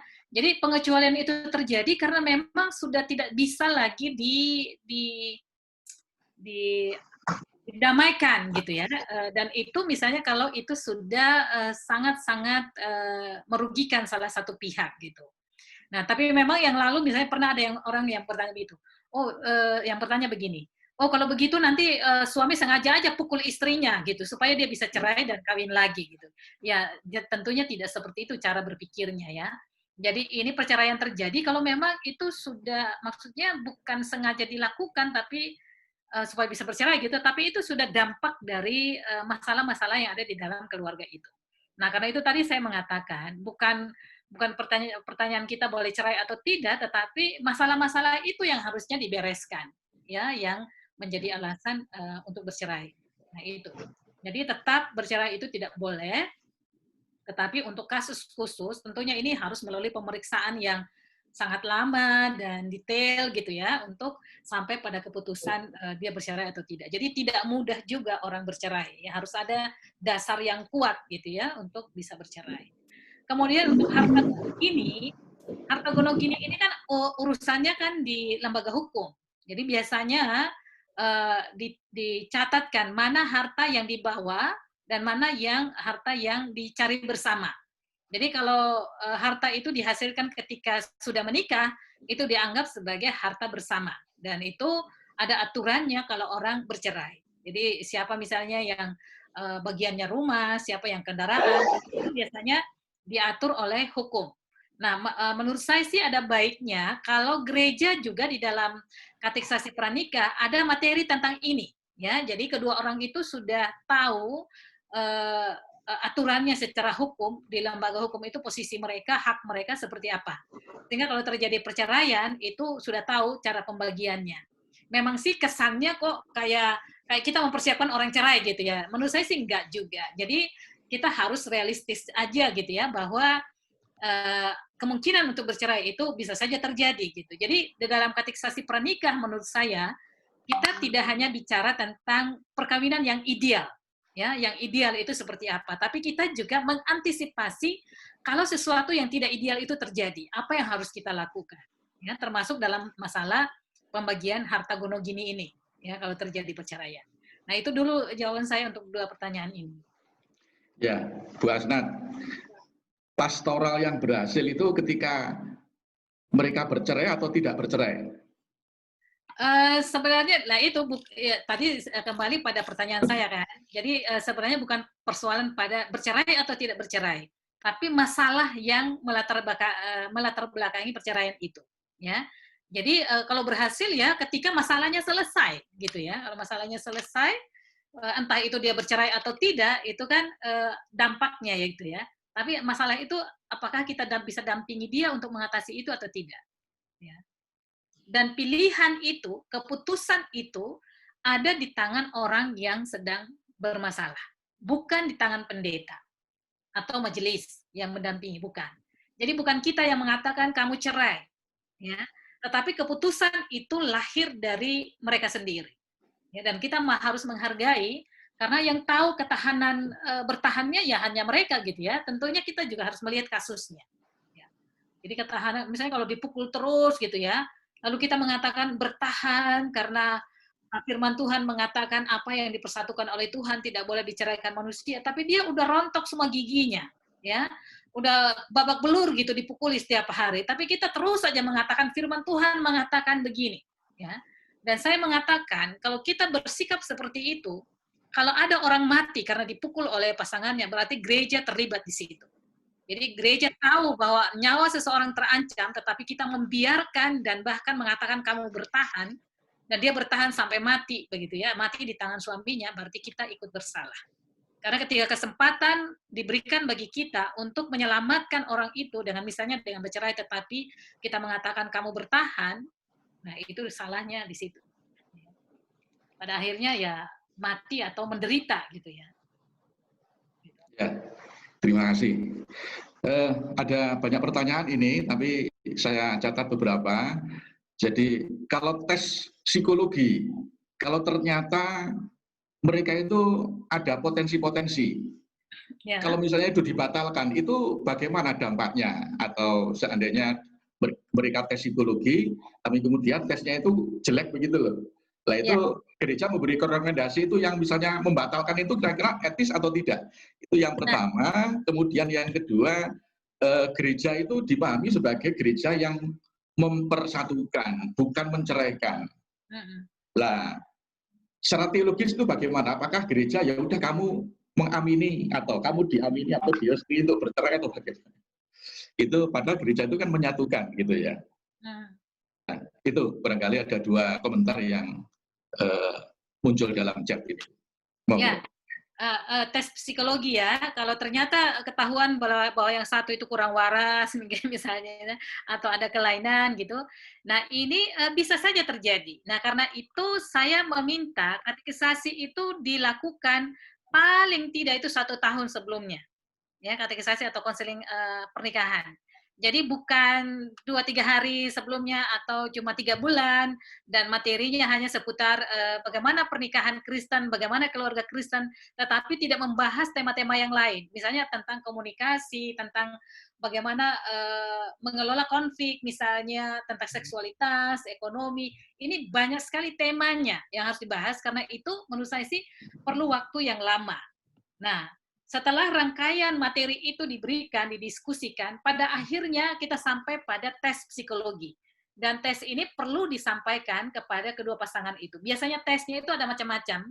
Nah, ada satu gereja di Depok, DKI Jateng, itu DKI Depok, dan juga gereja di Jakarta, itu sudah melakukan tes psikologi. Ya, tes psikologi. Misalnya ada tes tentang bagaimana temperamen dari pasangan. Apakah dia orangnya cepat marah atau tidak, apakah dia orangnya tukang boros atau tidak, pelit atau tidak, itu ada semua tesnya. Ya. Nah, jadi ini mereka duanya itu dites, lalu kemudian disampaikan, ini loh pasanganmu orangnya seperti ini. Lalu ditanyakan, apakah kamu mau melanjutkan pernikahan atau tidak. Nah, itu keputusannya bisa saja terjadi pembatalan. Nah, karena itu menurut saya 1 tahun sebelumnya, sebelum undangan disebarkan, sebelum mempersiapkan gedung, resepsi, pakaian, gitu ya. Jadi ada waktu untuk mengambil keputusan kalau pada akhirnya tidak sesuai atau tidak mau melanjutkan. Tapi kalau kita buat konselingnya itu 3 bulan sebelumnya atau cuma sebulan sebelumnya, ya malu juga untuk membatalkan itu ya. Akhirnya orang terpaksa menikah, tetapi sebenarnya dia tidak suka dengan pasangannya. Ya. Nah, ini yang harus kita pikirkan. Nah, kadang gereja mau saja cepat-cepat menikahkan orang karena permintaan dari keluarga, ya. Harus menikah cepat-cepat karena harus pindah ke luar kota kah, atau suami istri ini tinggal di kota yang berlainan kah, atau karena hamil di luar nikah, cepat-cepat menikah gitu ya. Jadi kita bukannya mementingkan firman Tuhan bagaimana membekali pasangan itu yang akan menikah seumur hidup, tapi hanya untuk memenuhi keinginan mereka untuk cepat-cepat menikah. Nah, menurut saya gereja harus tegas, ya, gereja harus tegas dalam hal ini. Nah, itu untuk yang pertama ya, tes psikologi itu dimungkinkan untuk membatalkan. Ya, kalau itu jauh-jauh hari dilakukan. Kemudian konsep gereja yang mempersatukan bukan menceraikan. Ya memang kita tidak menceraikan orang kok. Ya, mereka yang mau bercerai. Ya, dan yang menceraikan itu catatan sipil, bukan gereja yang mengeluarkan surat cerai, karena gereja hanya memberkati, bukan mengesahkan perkawinan. Ya memang ini ada agak bertentangan sebenarnya dengan undang-undang ya. Kalau di Undang-Undang Perkawinan tahun 74 itu kan yang mengesahkan adalah agama, ya agama. Kalau Islam itu betul-betul mereka jalankan. Jadi agamanya yang mengesahkan perkawinan, pencatatan sipil itu hanya mencatat. Nah, tapi kalau di Kristen kita mengatakan catatan sipil itu yang mengesahkan, gereja hanya memberkati. Nah, ini kan dua pemahaman yang agak berbeda sebenarnya. Nah, makanya ada gereja yang mengatakan kami bukan hanya memberkati, tapi juga mengesahkan. Nah, kalau dia mengesahkan, maka dia harus mengeluarkan surat cerai, gitu, karena dia yang mengesahkan. Nah, bagi gereja yang lain yang mengatakan memberkati, kami tidak mengeluarkan surat cerai, karena kami hanya memberkati, bukan mengesahkan. Gitu. Jadi, gereja nggak pernah mengeluarkan surat cerai. Atau apakah ada di GKJW pernah mengeluarkan surat cerai? Nggak ada, kan? Nggak ada. Yang mengeluarkan surat cerai itu cuma sipil. Gitu loh. Tapi kita bisa memahami ya kalau ada orang yang bercerai atau menerima mereka. Jadi jangan lagi orang udah berdosa gitu ya lalu dihakimi lagi, nggak bisa seperti itu. Tentu ada alasan kenapa dia bercerai dan gereja harus merangkul orang-orang yang seperti ini. Jadi tadi bapak-bapak gereja mengatakan yang dikecam itu bukan akta perceraiannya gitu ya, tetapi alasan kenapa dia bercerai. Hal-hal yang melatar belakangi kenapa dia bercerai. Nah, itu jawaban dari saya. Jadi gereja betul memang mempersatukan gitu ya, bukan menceraikan gitu. Nah. Ya, kalau tadi dikatakan oleh Bu Asnat persiapan 1 tahun ya, supaya bisa lebih mendalam. Tapi dalam kasus-kasus tertentu ini ada peristiwa misalnya dia hamil dulu kemudian ternyata setelah hamil itu kurang cocok ini sebenarnya mereka ini. Boleh nggak dia tidak menikah? Kalau dilihat, kalau dinikahkan itu akan akan mungkin kurang bagus nanti rumah tangganya. Itu bagaimana? Kemudian saya rasa itu mungkin melanjutkan tadi yang pertama tadi. Ya, menikah, tujuan orang menikah seperti yang saya sudah jelaskan, bukan untuk menutupi malu seseorang. Jadi karena malu sudah terlanjur hamil lalu dinikahkan. Bukan itu. Tujuan orang menikah adalah untuk kebahagiaan gitu. Ya, kebahagiaan menyatukan dua orang yang saling mencintai, bukan karena kecelakaan. Ya, bukan karena terlanjur hamil gitu. Lalu kita menikahkan. Itu nggak bisa kayak begitu. Nah, kalau dipaksakan, nah itu nanti masalah. Ya, jadi kalau kita menikahkan orang hanya supaya menutupi malu, itu tidak akan baik nanti keluarga itu gitu ya. Sebenarnya orang itu sudah malu ketika dia melakukan itu gitu, bukan ketika orang tahu bahwa saya hamil gitu, bukan itu ya. Ketika kita sudah melakukan itu, orang sudah tahu bahwa kita salah gitu kan, dan merasa malu terhadap hal itu gitu.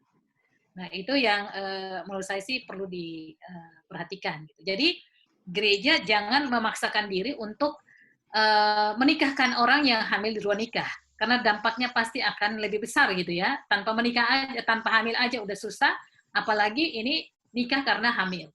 Nah, sekaligus juga di sini kita melihat bahwa pernikahan mereka bukan disatukan oleh Tuhan sebenarnya kan, tapi karena sudah hamil duluan. Begitu. Nah, ini jangan dipaksakan gitu. Jadi enggak apa-apa itu anaknya dilahirkan gitu ya, lahirkan lebih dulu lalu mereka dibina gitu kalau memang mau nikah. Tapi kalaupun tidak mau menikah, ya jangan dipaksakan. Itu udah konsekuensi kan, punya anak di luar nikah. Gitu. Ya, terima kasih Bu Asnat. Wah, ini ternyata banyak chat yang masuk. Wah, ini ada kasus-kasus Bu Asnat. Ya, ada seorang wanita Kristen yang menikah secara Kristen, punya 2 anak, yang telah 12 tahun ditinggalkan oleh suami yang telah menikah lagi di luar gereja. Wanita itu tetap bertahan, tidak mau cerai. Artinya tetap terikat secara hukum. Ya. Nah, itu bagaimana terkait dengan ini? Ya, monggo Bu Hasan barangkali bisa merespon. Langsung ya. Ya. Saya kira masih ada pertanyaan lain. Ya, kalau kalau suaminya sudah jelas-jelas menikah, ya untuk apa lagi dipertahankan gitu loh? Karena itu tadi kan sudah janji pernikahan kan setia gitu ya. Kalau yang satu sudah setia, ngapain dia bertahan gitu? Nah, itu kan bukan lagi satu keluarga. Satu keluarga itu kalau mereka hidup bersama, jadi suami istri menjalankan peran masing-masing sebagai suami dan sebagai istri. Nah, kalau yang satu sudah meninggalkan dan bahkan sudah menikah lagi, ya untuk apa dia pertahankan itu? Tapi ini memang dampak dari ajaran kekristenan gitu loh, yang selalu mengatakan hanya maut yang memisahkan. Jadi banyak orang yang menghayati itu dengan sungguh-sungguh, ya, dan hanya menerima pemisahan itu kalau pasangannya itu menikah, meninggal, gitu ya. Jadi kalau dia nikah pun dia menganggap itu masih suaminya, gitu, dan tidak mau menerima perceraian. Padahal faktanya, ya sudah tidak bersama lagi. Gitu. Jadi ini pemahaman ini harusnya diberikan kepada warga jemaat, gitu ya, supaya tahu. Karena ini ajaran-ajaran yang sudah lama sekali diajarkan kepada warga jemaat sehingga mereka mempertahankan itu dengan kuat sekali, gitu ya. Padahal sudah 12 tahun itu tidak menghidupi. Nah, itu kan bukan keluarga lagi, bukan suami istri lagi. Karena tidak menjalankan perannya sebagai suami gitu. Ya. Nah, itu jawaban saya.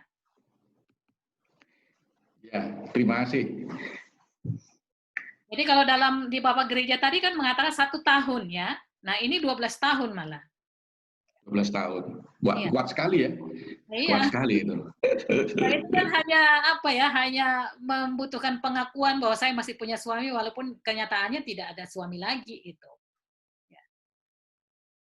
Maksudnya begini, ngapain sih saya harus membuat hidup saya menderita dengan cara berpikir seperti itu ya? Lebih baik saya terima kenyataan bahwa dia sudah meninggalkan saya dan saya boleh membenahi lagi hidup saya yang baru gitu ya. Yang baru, entah mau menikah atau tidak menikah itu terserah, tapi kita tata kembali kehidupan itu menjadi sesuatu yang lebih baik. Ya, terima kasih. Nah, ini ada masuk baru lagi ini. Bu Hasan minum dulu ya, enggak apa-apa, minum dulu. Belum minum ini, harus minum dulu mau Bu Hasan. Ya, ini banyak yang masuk, saya agak susah ini membaca chat-chatnya nih, kecil-kecil. Ini dampak perceraian terhadap anak itu bagaimana kita mendampingi, melayani supaya tidak ada trauma sepertinya dalam kehidupan anak itu bagaimana? Ya. Ya, memang kalau anak itu biasanya ya memang pada umumnya seringkali anak-anak itu dilupakan gitu ya. Jadi gereja misalnya hanya mendampingi suami istri gitu. Tapi harusnya ini sejak awal ketika ada masalah itu harusnya anak-anak itu didampingi ya, karena mereka yang merasakan dampak. Jadi dampaknya itu bukan hanya kepada suami dan istri tapi juga kepada anak. Jadi gereja harus juga mendampingi anak. Kalau di pengadilan itu saya pernah mendampingi teman yang bercerai gitu ya.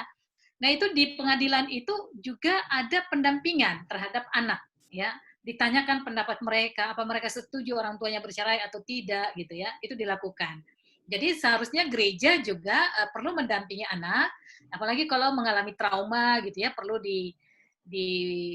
dibereskan gitu traumanya. Karena bisa jadi dengan melihat perceraian orang tua, ada anak-anak yang tidak mau menikah, ya, tidak mau pacaran, ya, karena trauma dengan kehidupan ayah dan ibunya, gitu. Nah, ini yang memang harus disembuhkan, ya.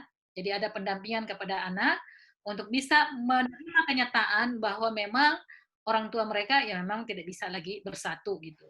Dan diberikan pengertian bahwa walaupun orang tuanya bercerai, tetapi perhatian dari ayah dan ibu akan tetap ada. Ya, jadi kita menolong mereka yang mau bercerai ini supaya tali persaudaraan itu, persahabatan itu tetap dibina. Jadi memang sudah jadi mantan, tetapi mantan itu bisa menjadi seorang sahabat. Karena nantinya akan mendampingi anak itu secara bersama-sama. Ya, bagi waktunya kapan dengan ayahnya, kapan dengan ibu. Jadi jangan sampai perceraian itu lalu semakin parah untuk anak gitu ya. Mereka sudah terluka dengan perceraian itu, janganlah menambah dengan pengabaian. Jadi mantan suami atau istri tetap menghidupi anaknya gitu ya, karena tidak ada mantan anak. Yang ada mantan suami, mantan istri, tapi tidak ada mantan anak. Jadi tetap itu adalah darah daging yang harus dia hidupi, gitu ya. Tidak hanya kebutuhan finansial, tetapi juga kebutuhan psikisnya gitu ya, kasih sayang itu tetap dilakukan. Ya.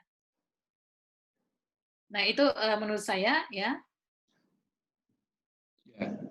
Juga kalau orang tuanya itu mau kawin lagi, itu ya anak juga harus ditanyakan pendapatnya, ya jangan diabaikan.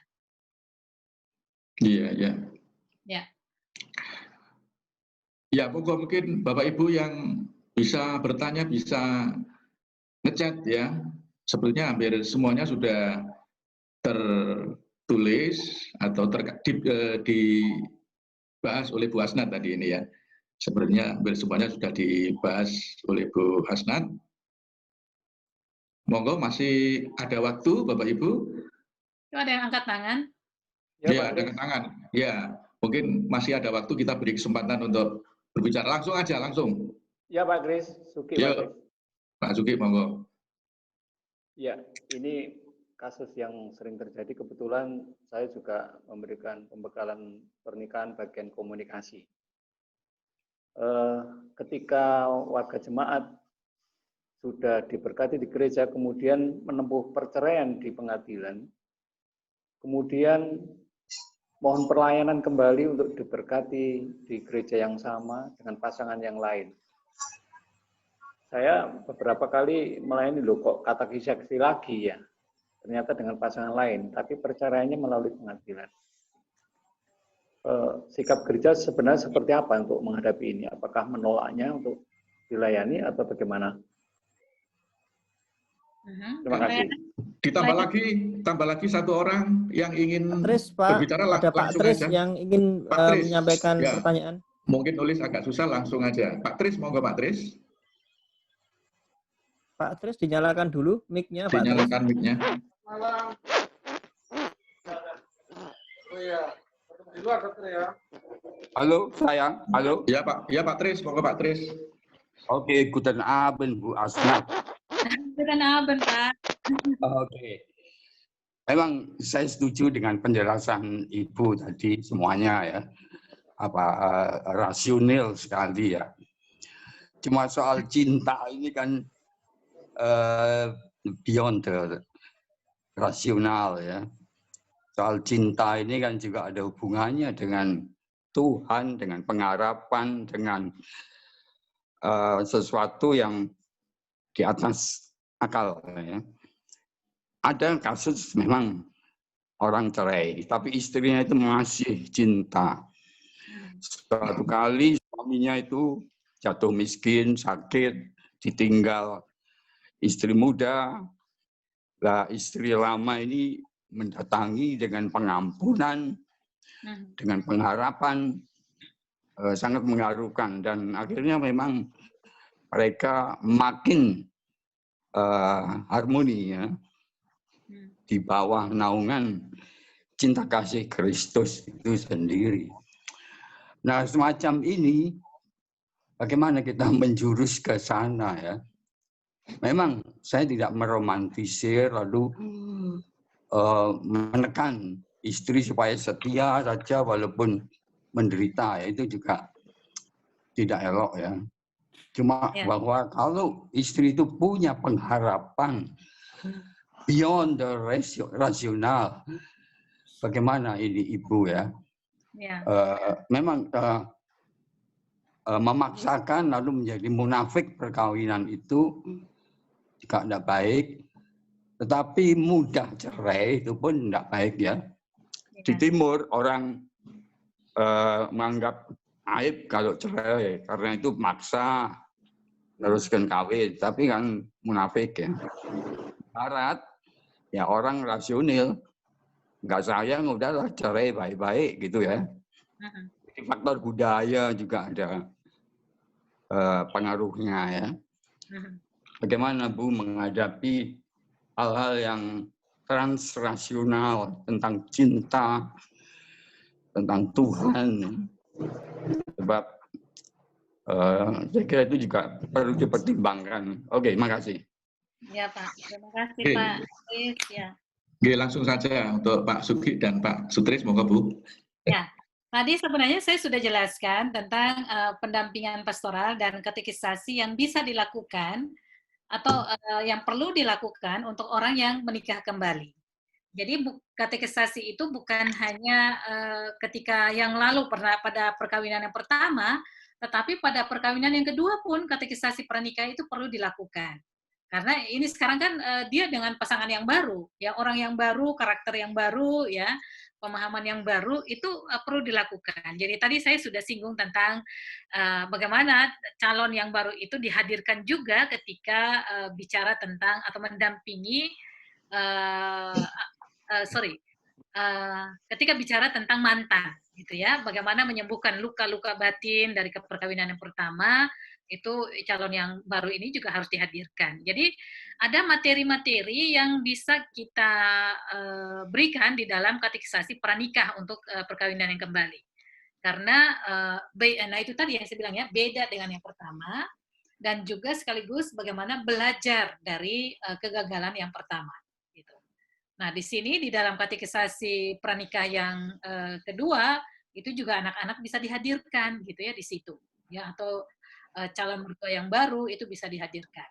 Ya, jadi tetap menurut saya ada katekisasinya karena beda ya antara perkawinan pertama dengan perkawinan kedua, bahkan menurut saya harusnya persiapannya jauh lebih berat gitu ya karena dia pernah mengalami kegagalan. Jadi ada luka batin, ada dendam yang dibawa dari perkawinan yang pertama dan ini memang harus diselesaikan. Kadang ada upaya walaupun udah cerai gitu ya di dalam perkawinan yang kedua selalu dibandingkan dengan perkawinan sebelumnya gitu ya.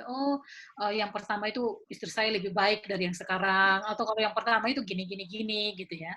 Jadi udah menikah kembali tetapi pikirannya masih di perkawinan pertama. Ya. Sama kalau di jemaat itu kalau ada pendeta yang pertama dan pendeta yang kedua, siap-siap pendeta kedua itu selalu dikritik gitu ya, bahwa yang pertama itu lebih baik daripada kamu ini. Gitu. Nah itu harus dihindari. Nah itu butuh pendampingan dari gereja supaya itu tidak terjadi. Ya. Jadi jawaban saya tetap ada katekisasi pranikah atau konseling pranikah. Untuk yang kedua, itu tadi Pak Tris ya, bicara tentang cinta. Jadi walaupun disakiti suaminya selingkuh misalnya, tapi istri tetap setia, bahkan ketika dia jatuh bangkrut atau menderita, istri tidak mengatakan, kena kau di situ gitu ya, tetapi dia masih tetap mengampuni. Ya, mengampuni, menerima kembali, memaafkan. Ya, menurut saya sih itu nggak masalah Pak, terserah dia, karena yang tahu ketahanan dia, kekuatan dia untuk bertahan kan dia gitu ya. Jadi kalau dia mengatakan, enggak apa-apa, saya akan bertahan, dan memang ada banyak perempuan yang bertahan, kadang alasannya bukan hanya karena cinta, tetapi demi anak-anak, gitu ya, demi anak-anak, masih cinta, atau ada yang bertahan karena, mengharapkan terjadi perubahan pada suami, ya, terjadi perubahan pada suami, dan dia berdoa terus ya, untuk sebuah perubahan dan mengharapkan ada mujizat dari Tuhan yang mengubah hati dari suami atau dari istri gitu ya. Lalu kemudian mereka bisa bersatu kembali. Memang ada yang berhasil, Pak. Tetapi yang tidak berhasil juga banyak ya. Jadi sangat tergantung pada mereka yang menjalani. Kalau istri atau suami itu mengatakan, "Enggak apa-apa, saya mau bertahan." Ya silakan. Jadi bukan kita yang meminta mereka untuk bercerai atau untuk meninggalkan pasangan, tetapi mereka lah yang akan memutuskan. Tugas kita adalah mendampingi pasangan itu, apakah dia mau bercerai atau tetap bertahan. Ya, jadi kalau dia mau bertahan, gereja tetap mendampingi dia supaya dia kuat. Tentunya dengan menghindarkan hal-hal yang kira-kira mengancam jiwanya atau mengancam nyawanya. Ya, jadi saya sih menerima gitu ya kalau ada istri atau pasangan yang tetap mengharapkan perubahan dari pasangan. Nggak masalah itu. Ya. Ya, terima kasih. Mungkin melanjutkan pertanyaannya tadi, kalau misalnya si istri masih bertahan, apakah dia mendapat siasat gereja? Sebab ada pemahaman bahwa meskipun yang laki-laki ini salah, karena dianggap sebagai satu kesatuan, dua-duanya dikenakan siasat gereja. Apakah si wanita yang setia ini juga dikenakan siasat gereja, Bu, kira-kira? Kalau menurut Ibu. Ya, kalau saya memahami siasat gerejawi atau disiplin gerejawi itu sebenarnya bukan sebagai hukuman, ya. Jadi bukan hukuman, tapi itu adalah kesempatan untuk kita mendampingi orang yang sedang bermasalah, yang kita sebut dengan pengembalaan khusus. Pengembalaan khusus bukan hukuman, tetapi orang ini harus diberikan perhatian yang lebih banyak ke dia supaya dia bisa dibantu untuk menyadari kesalahannya, lalu menyesal dan bertobat, begitu ya. Jadi menurut saya kalau itu karena dia bermasalah dengan suaminya, ya kan nggak mungkin cuma salah satu pihak. Walaupun kemudian yang buat masalah itu suaminya gitu ya. Tapi kan mereka sebagai suami istri. Jadi siasat gerejawi itu ya dua-duanya gitu ya. Artinya mereka dua-duanya didampingi. Dan sebenarnya pengertian siasat gerejawi atau disiplin gerejawi itu seperti yang saya katakan tadi bukan hukuman, tetapi lebih pada kedua orang itu. Jadi dua orang itu merasa tidak layak, ya, merasa tidak layak sebagai orang percaya, lalu mereka tidak ikut di dalam perjamuan. Jadi bukan gereja yang melarang kau tidak boleh ikut perjamuan, tetapi mereka yang merasa tidak layak karena mereka merasa melakukan kesalahan. Ya, jadi ini salah paham yang seringkali terjadi di jemaat ya. Kita menggunakan siasat itu sebagai hukuman, padahal sebenarnya tidak. Makanya ketika orang perjamuan kudus, itu kan ada perkunjungan ya, lalu ditanyakan, apakah itu kan bersifat undangan, ya? Apakah saudara bersedia untuk menerima undangan ini, ya? Kalau bersedia ya silakan datang, kalau tidak bersedia kira-kira alasannya apa? Ya, kalau misalnya memang belum saatnya, belum bertobat atau belum menyesal, ya kita berikan lagi kesempatan ke dia untuk merenungkan masalahnya begitu. Jadi dia sendiri yang menolak tawaran cinta kasih dari Tuhan, bukan gereja yang menghukum. Ya, karena siasat gerejawi bukan hukuman, tetapi kesempatan bagi kita untuk mendampingi saudara-saudara kita yang berada di dalam kesalahan tertentu. Nah, itu jawaban saya. Ya, terima kasih Pak Asnat memberikan pencerahan bagi kita semua. Masih ada waktu saya kira, Pak Abed dan mungkin siapa lagi tadi yang sempat ingin berbicara. Monggo, langsung saja. Sepertinya Pak Abed tadi ya. Oh, Pak Abed, mungkin kamar kecil. Ya, monggo. Tris lagi kayaknya mau tanya. Monggo langsung dinyalakan mic-nya ya. Hanya pertanyaan Pak Abed itu tuh begini. Ada Pak Abed Nego yang bertanya agak panjang. Dalam pendampingan bagi warga jemaat didapati realita bahwa pemahaman yang sangat dipegang oleh warga jemaat itu tidak boleh bercerai dengan alasan karena itulah yang dikatakan oleh Tuhan sendiri. Adapun banyak alasan yang dikemukakan oleh pihak-pihak yang setuju tentang adanya perceraian hanyalah tradisi, ajaran Bapak Gereja, bahkan hanya tafsir bebas setiap orang. Bagaimana merespon kondisi tersebut? Ya, itu tadi yang saya katakan ya. Jadi teksnya itu, ya teksnya itu kan apa yang dipersatukan oleh Tuhan tidak boleh diceraikan oleh manusia, gitu kan? Tetapi di teks Perjanjian Baru tadi di Markus dan Matius itu kan dikatakan Yesus mengatakan ya tidak boleh bercerai kecuali zina. Ya kecuali zina. Artinya boleh bercerai dengan alasan zina. Ya kan? Jadi tidak boleh bercerai, tapi kalau zina itu boleh bercerai. Nah, itu kan Alkitab Yesus yang mengatakan demikian dengan mengutip apa yang dikatakan oleh Musa. Gitu ya. Jadi sebenarnya boleh bercerai gitu. Jadi bukan menutup mati gitu ya tentang tidak boleh bercerai itu, tapi ada peluang untuk bercerai. Jadi bukan tafsiran ya, karena itu langsung kok dikatakan di situ ya, kalau bercerai boleh, tidak boleh, tapi kalau zina itu diperbolehkan. Begitu. Okay.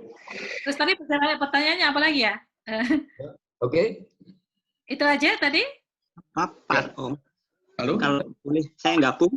Oh ya silakan. Gini Bu Asna, ini ke kasus-kasus yang juga terlihat ya di masyarakat, terutama untuk anak atau keturunan. yang mengalami, ini masuk mungkin area pastoral tadi yang dikatakan 1 tahun ya, yang mengalami kemunduran baik mental maupun fisik. Ini cukup banyak, ini contohnya aja, kebetulan ada keluarga, mempunyai 4 anak, 3 anak itu retarded mentally. Itu kan beban seumur hidup bagi orang tua. Nah ini di dalam pastoral gereja terpikirkan enggak? Apalagi kalau tadi itu ini ada kasus lain lagi juga. Kalau tadi ada psikologi tes ya, tes secara psikologi ya. Apa juga nggak ada tes secara psikiatri. Ini menemui ini satu kasus keluarga yang sudah sekian tahun itu bermasalah sejak menikah, tapi tetap bertahan. Nah ini penyelesaiannya itu bisa berhasil karena kebetulan mengikuti dengan dokter psikiatrinya. Itu kehidupan mereka itu bisa jadi satu lagi. Sebelumnya itu hidupnya berkelahi melulu, tapi tetap bertahan, nggak berpisah. Terus penanganan secara psikiatri oleh dokter itu diberikan tes gitu, diketemukan permasalahannya antara suami istri itu apa, diberi obat bisa jadi saling menyatu lagi gitu. Yang terjadi yang berlangsung begitu bertahun-tahun itu bisa mereda karena memang ada faktor-faktor yang tumbuh di dalam kejiwaan dua pihak gitu. Jadi bagaimana gereja tadi itu ya, di mana sekarang ini cukup rasanya ya keturunan yang secara retarded baik mentally, physically itu tidak terpikirkan oleh gereja untuk dimasukkan pada waktu saat pastoral. Matur suwun. Ya, itu tadi pertanyaan yang bisa langsung. Ini ada chat lagi, biar nanti langsung 2 pertanyaan Bu Hasnat ya. Bu Hasnat mungkin bisa minum dulu ya. Ya, rupanya ada rekan yang masih agak kaget. Ternyata di dalam Alkitab sendiri ada keluasan. Ya, jadi dia bertanya demikian. Kalau di agama Kristen membolehkan perceraian, jadi sama dengan agama yang lain yang juga membolehkan perceraian. Nah, tentunya maksud di Alkitab tadi dikatakan bahwa bukan bermaksud boleh ya, tetapi sebenarnya ada kasus-kasus tertentu. Ini monggo bagaimana Bu Hasnat menyikapi hal ini. Jadi ada 2 pertanyaan. Yang pertama tadi disampaikan oleh Bapak, kemudian ada komentar dari salah satu warga peserta dalam webinar ini. Monggo. Ya. Yang pertama tadi ya tentang tes psikologi, ya psikiatri boleh Pak. Jadi kalau psikologi itu beda dengan psikiatri. Kalau yang psikiatri itu sudah menyangkut penyakit sebenarnya ya, sudah sakit orangnya. Kalau psikologi belum sampai pada taraf sakit gitu. Nah kalau sakit ya memang harus dilakukan terapi. Ya terapi jadi dibawa ke psikolog, psikiatri gitu ya, untuk disembuhkan. Nah, dalam kasus ini saya sih tidak tahu apa masalahnya. Jadi memang bantu psikiatri untuk melihat apakah ada luka batin, apakah ada persoalan-persoalan yang selama ini disimpan gitu ya, tidak dikeluarkan begitu lalu menimbulkan persoalan-persoalan dalam perkawinan. Jadi ya itu perlu kita lakukan, Pak. Jadi bukan hanya tes psikologi, tetapi juga tes-tes yang lain gitu. Dan bisa jadi ketika dilakukan tes psikologi, kita justru menemukan persoalan-persoalan yang lain. Jadi menurut saya sih ada baiknya kalau gereja juga menyiapkan atau melakukan tes-tes seperti ini. Jadi bukan hanya materi ya yang menyangkut ajaran Kristen misalnya atau tema-tema yang akan dihadapi, tetapi termasuk juga tes psikologi. Ya, itu akan menolong ya, sangat menolong bagi kita. Nah, yang berikut adalah retarded tadi, mentally retarded keturunan. Anaknya itu sakit karena apa, Pak? Jadi ini ada penurunan secara mental maupun fisik. Nah, itu ada bidang di kedokteran yang namanya Departemen Genetik. Itu seyogianya pada saat pastoral, ini sekali lagi ini sangat individual, pada saat pastoral calon itu untuk bisa memeriksakan ke bidang genetik. Karena dari situ bisa dideteksi apa yang kemungkinan terjadi nanti pada keturunannya. Nah, ini untuk menghindari beban yang akan berjalan seumur hidup bagi keluarga itu. Ini mungkin lepas dari masalah penceraian, tapi ini masalah beban.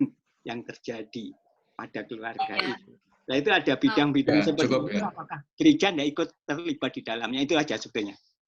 Ya, itu memang bisa kita serahkan ke medis ya.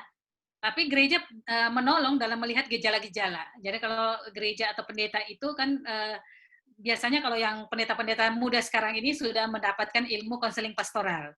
Jadi udah bisa tahu di situ ini ada masalah atau tidak dan harus dirujuk kemana, itu udah tahu gitu ya. Apakah cukup ditangani secara pastoral atau membutuhkan psikolog atau psikiater atau tenaga medis. Itu biasanya sudah tahu gitu ya pendeta-pendeta gitu dan bisa dirujuk gitu.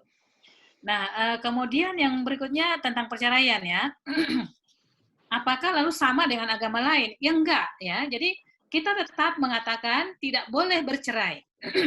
Nah, karena itu hal-hal yang mengganggu atau yang mendorong terjadinya perceraian itu yang harus dihindari, ya. Jadi perceraian itu hanya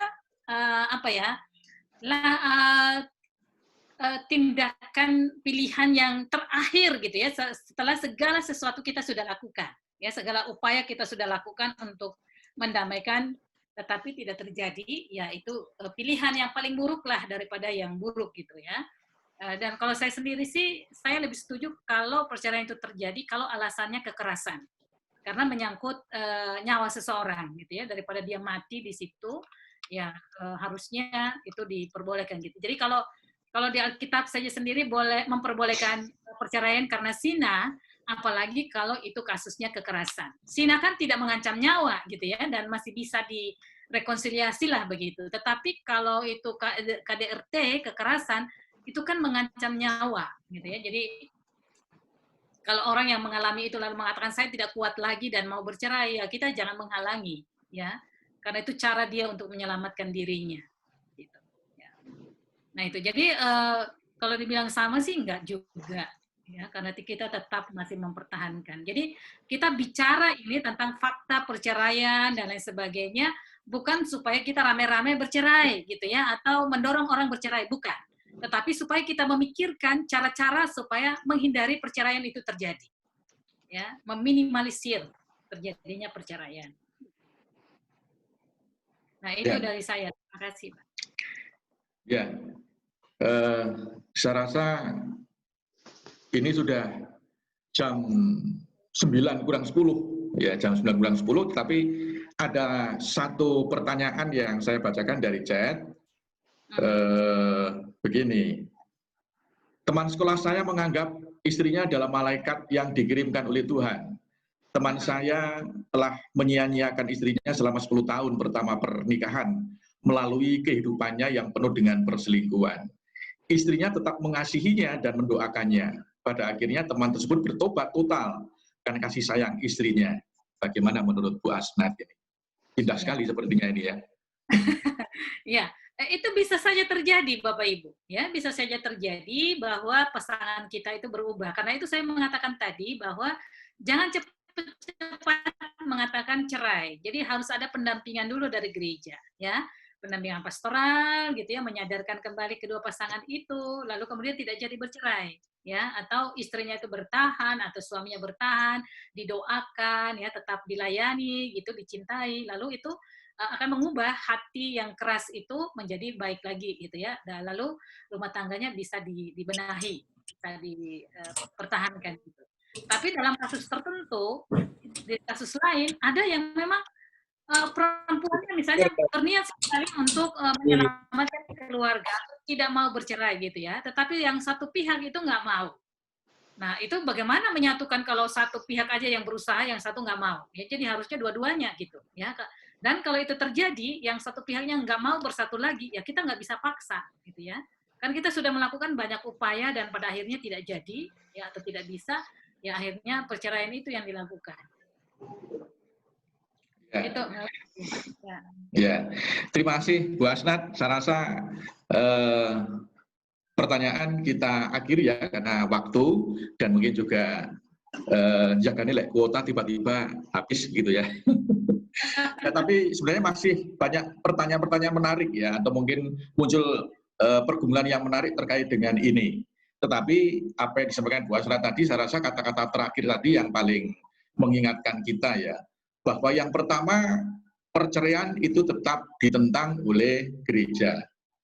Tetapi dalam kondisi tertentu sebagai pilihan yang terburuk di antara yang buruk itu alasan nyawa ya Bu Anak tadi ya, alasan nyawa, alasan itu. Kalau alasan mungkin selingkuh atau alasan ekonomi, alasan apa, itu ya harus diupayakan sekuat-kuatnya. Nyawa pun kalau ternyata dia bisa sadar, ya tentu tetap diupayakan supaya tetap utuh dalam keluarga tersebut. Sehingga dengan seminar dan webinar kita pada saat ini ada banyak PR-PR gereja termasuk persiapan-persiapan perkawinan supaya diintensifkan dengan baik. Ini tentunya membuat kita membangun komisi-komisi perkawinan dengan lebih terstruktur, ya, lebih kaya dan juga melibatkan banyak ahli sehingga pendampingan terhadap warga yang akan menikah ini betul-betul dipersiapkan dengan baik. Sekali lagi atas nama Komisi Teologi MD Surabaya Timur 1, kami menyampaikan terima kasih kepada Ibu Asnat yang bisa mengisi dalam percakapan kita pada malam hari ini. Wawasan ini sangat berarti bagi kami untuk mengembangkan dan meningkatkan pelayanan yang ada di gereja-gereja khususnya GKJW di wilayah Surabaya Timur 1. Sekali lagi, terima kasih untuk kehadiran Bapak Ibu semua. Saya lihat hampir semua jemaat di MD 11 gereja ini bisa mengikuti, termasuk juga ada dari berbagai tempat yang lain. Dan mohon maaf atas keterbatasan kami, baik secara teknis maupun pelaksanaan ini, jika ada kekurangan kami memohon maaf. Dan sekali lagi, terima kasih, selamat malam. Kita akan berjumpa lagi di lain kesempatan, dan untuk selanjutnya kami serahkan kepada Pak Bram, ya, pada Pak Bram yang memandu kegiatan kita pada malam hari ini. Monggo Pak Bram. Baik, terima kasih Pak. Bapak Ibu sekalian, kami mengucapkan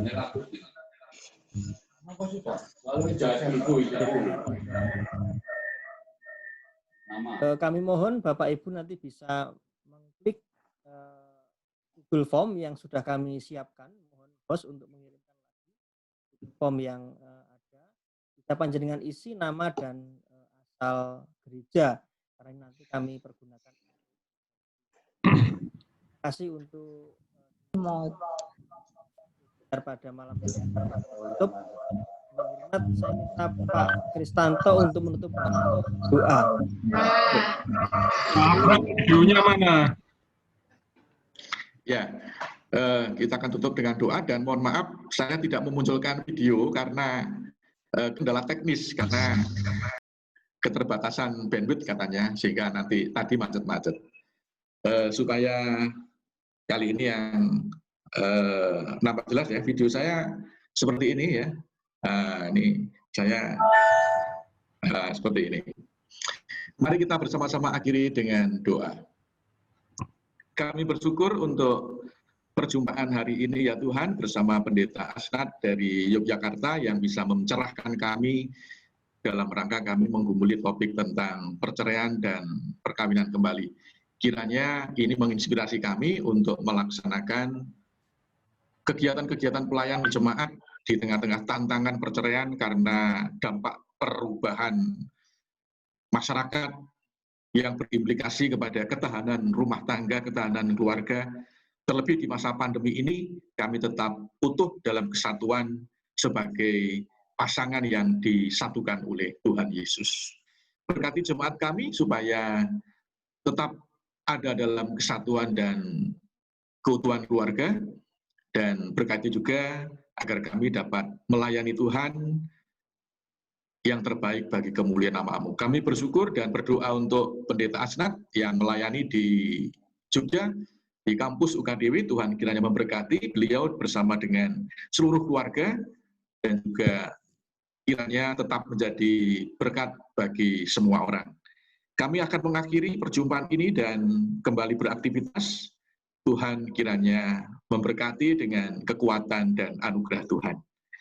Semua kehidupan kami pasrahkan di dalam nama Tuhan kami, Yesus Kristus. Amin. Amin. Selamat malam, terima kasih. Terima kasih. Sampai ketemu. Ibu Pendeta Asnat Natar. Terima kasih. Terima kasih. Kelihatan wajah Foto dulu, Mas. Foto dulu. Ya, foto dulu. Pak Abram nggak keluar nih wajahnya Pak Abram. Pak Bram. Mana Pak? Foto dulu. Kita foto dulu Bapak Ibu. Bisa di-on-kan videonya, monggo.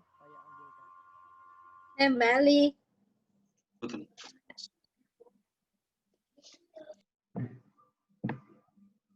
Dibantu ya saya untuk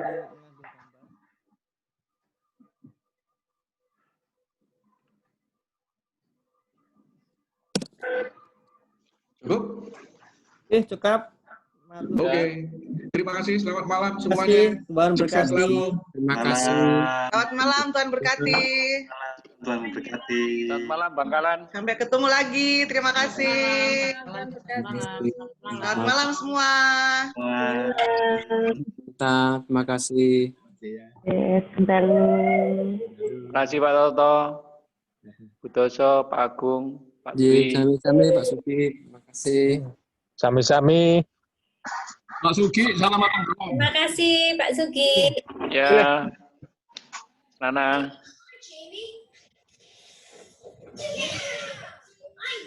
Pak Nilo. Live dulu. Halo, dari Malang. Oh, dari Malang.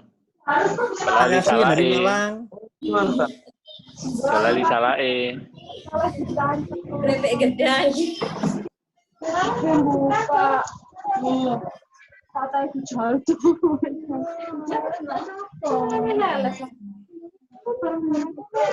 Boleh Dari mana, Mak?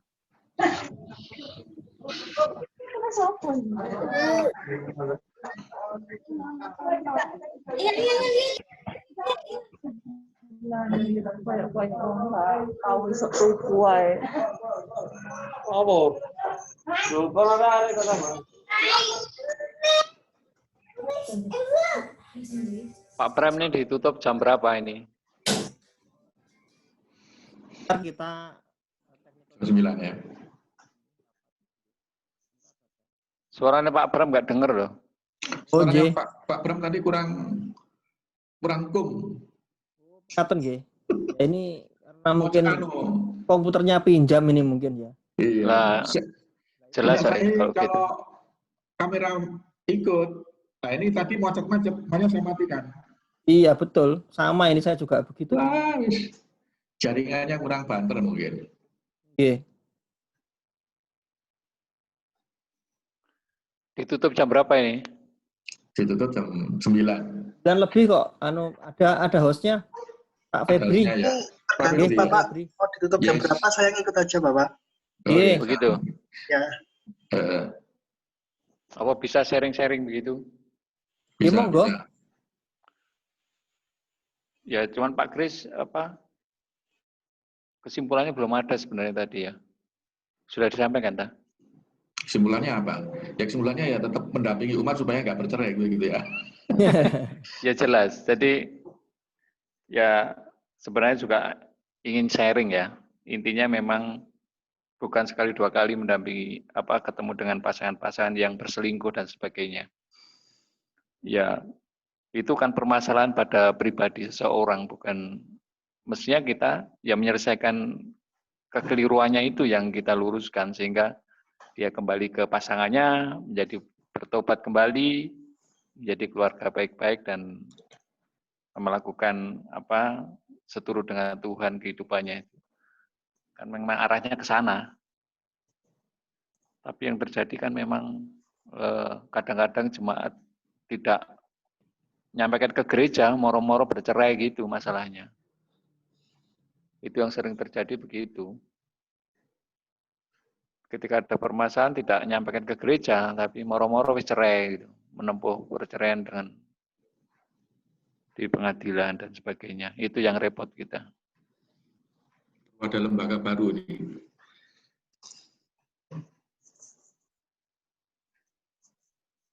Perlu ada lembaga baru untuk ya ini tempat curhat atau komisi curhat.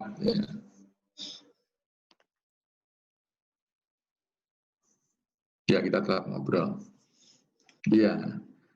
Sebenarnya tadi pertanyaan-pertanyaannya banyak, tetapi ya pertanyaannya kan mungkin karena lewat chat ya, jadi kadang-kadang nggak begitu jelas juga. Iya, seperti tidak sesuai itu, dengan ini.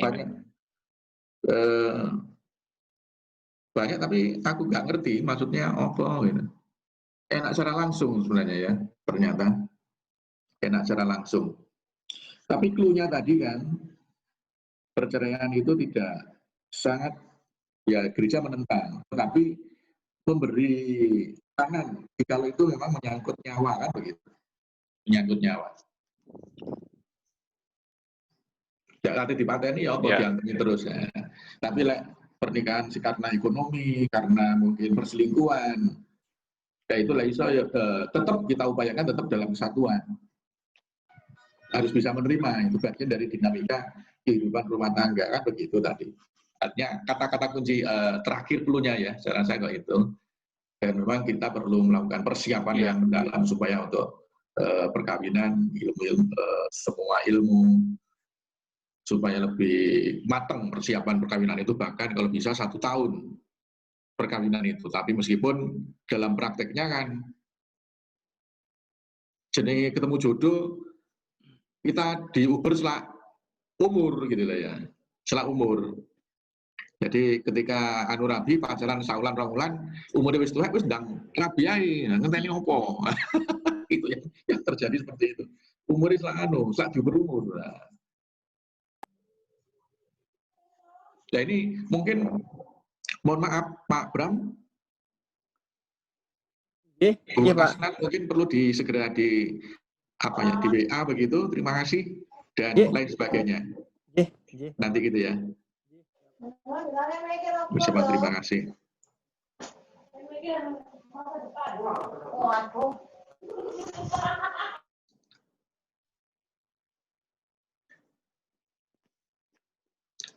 Kendala ini memang ya pertemuan pertama ya, kendala teknisnya bagaimana ini? Sepertinya kok ya bisa aja lah. Memang teknisnya ya ini artinya sinyal dan kemudian ini saya juga nggak ngerti, biasanya juga baik-baik saja. Iya. Kemudian sepertinya nanti kalau ada pertemuan lagi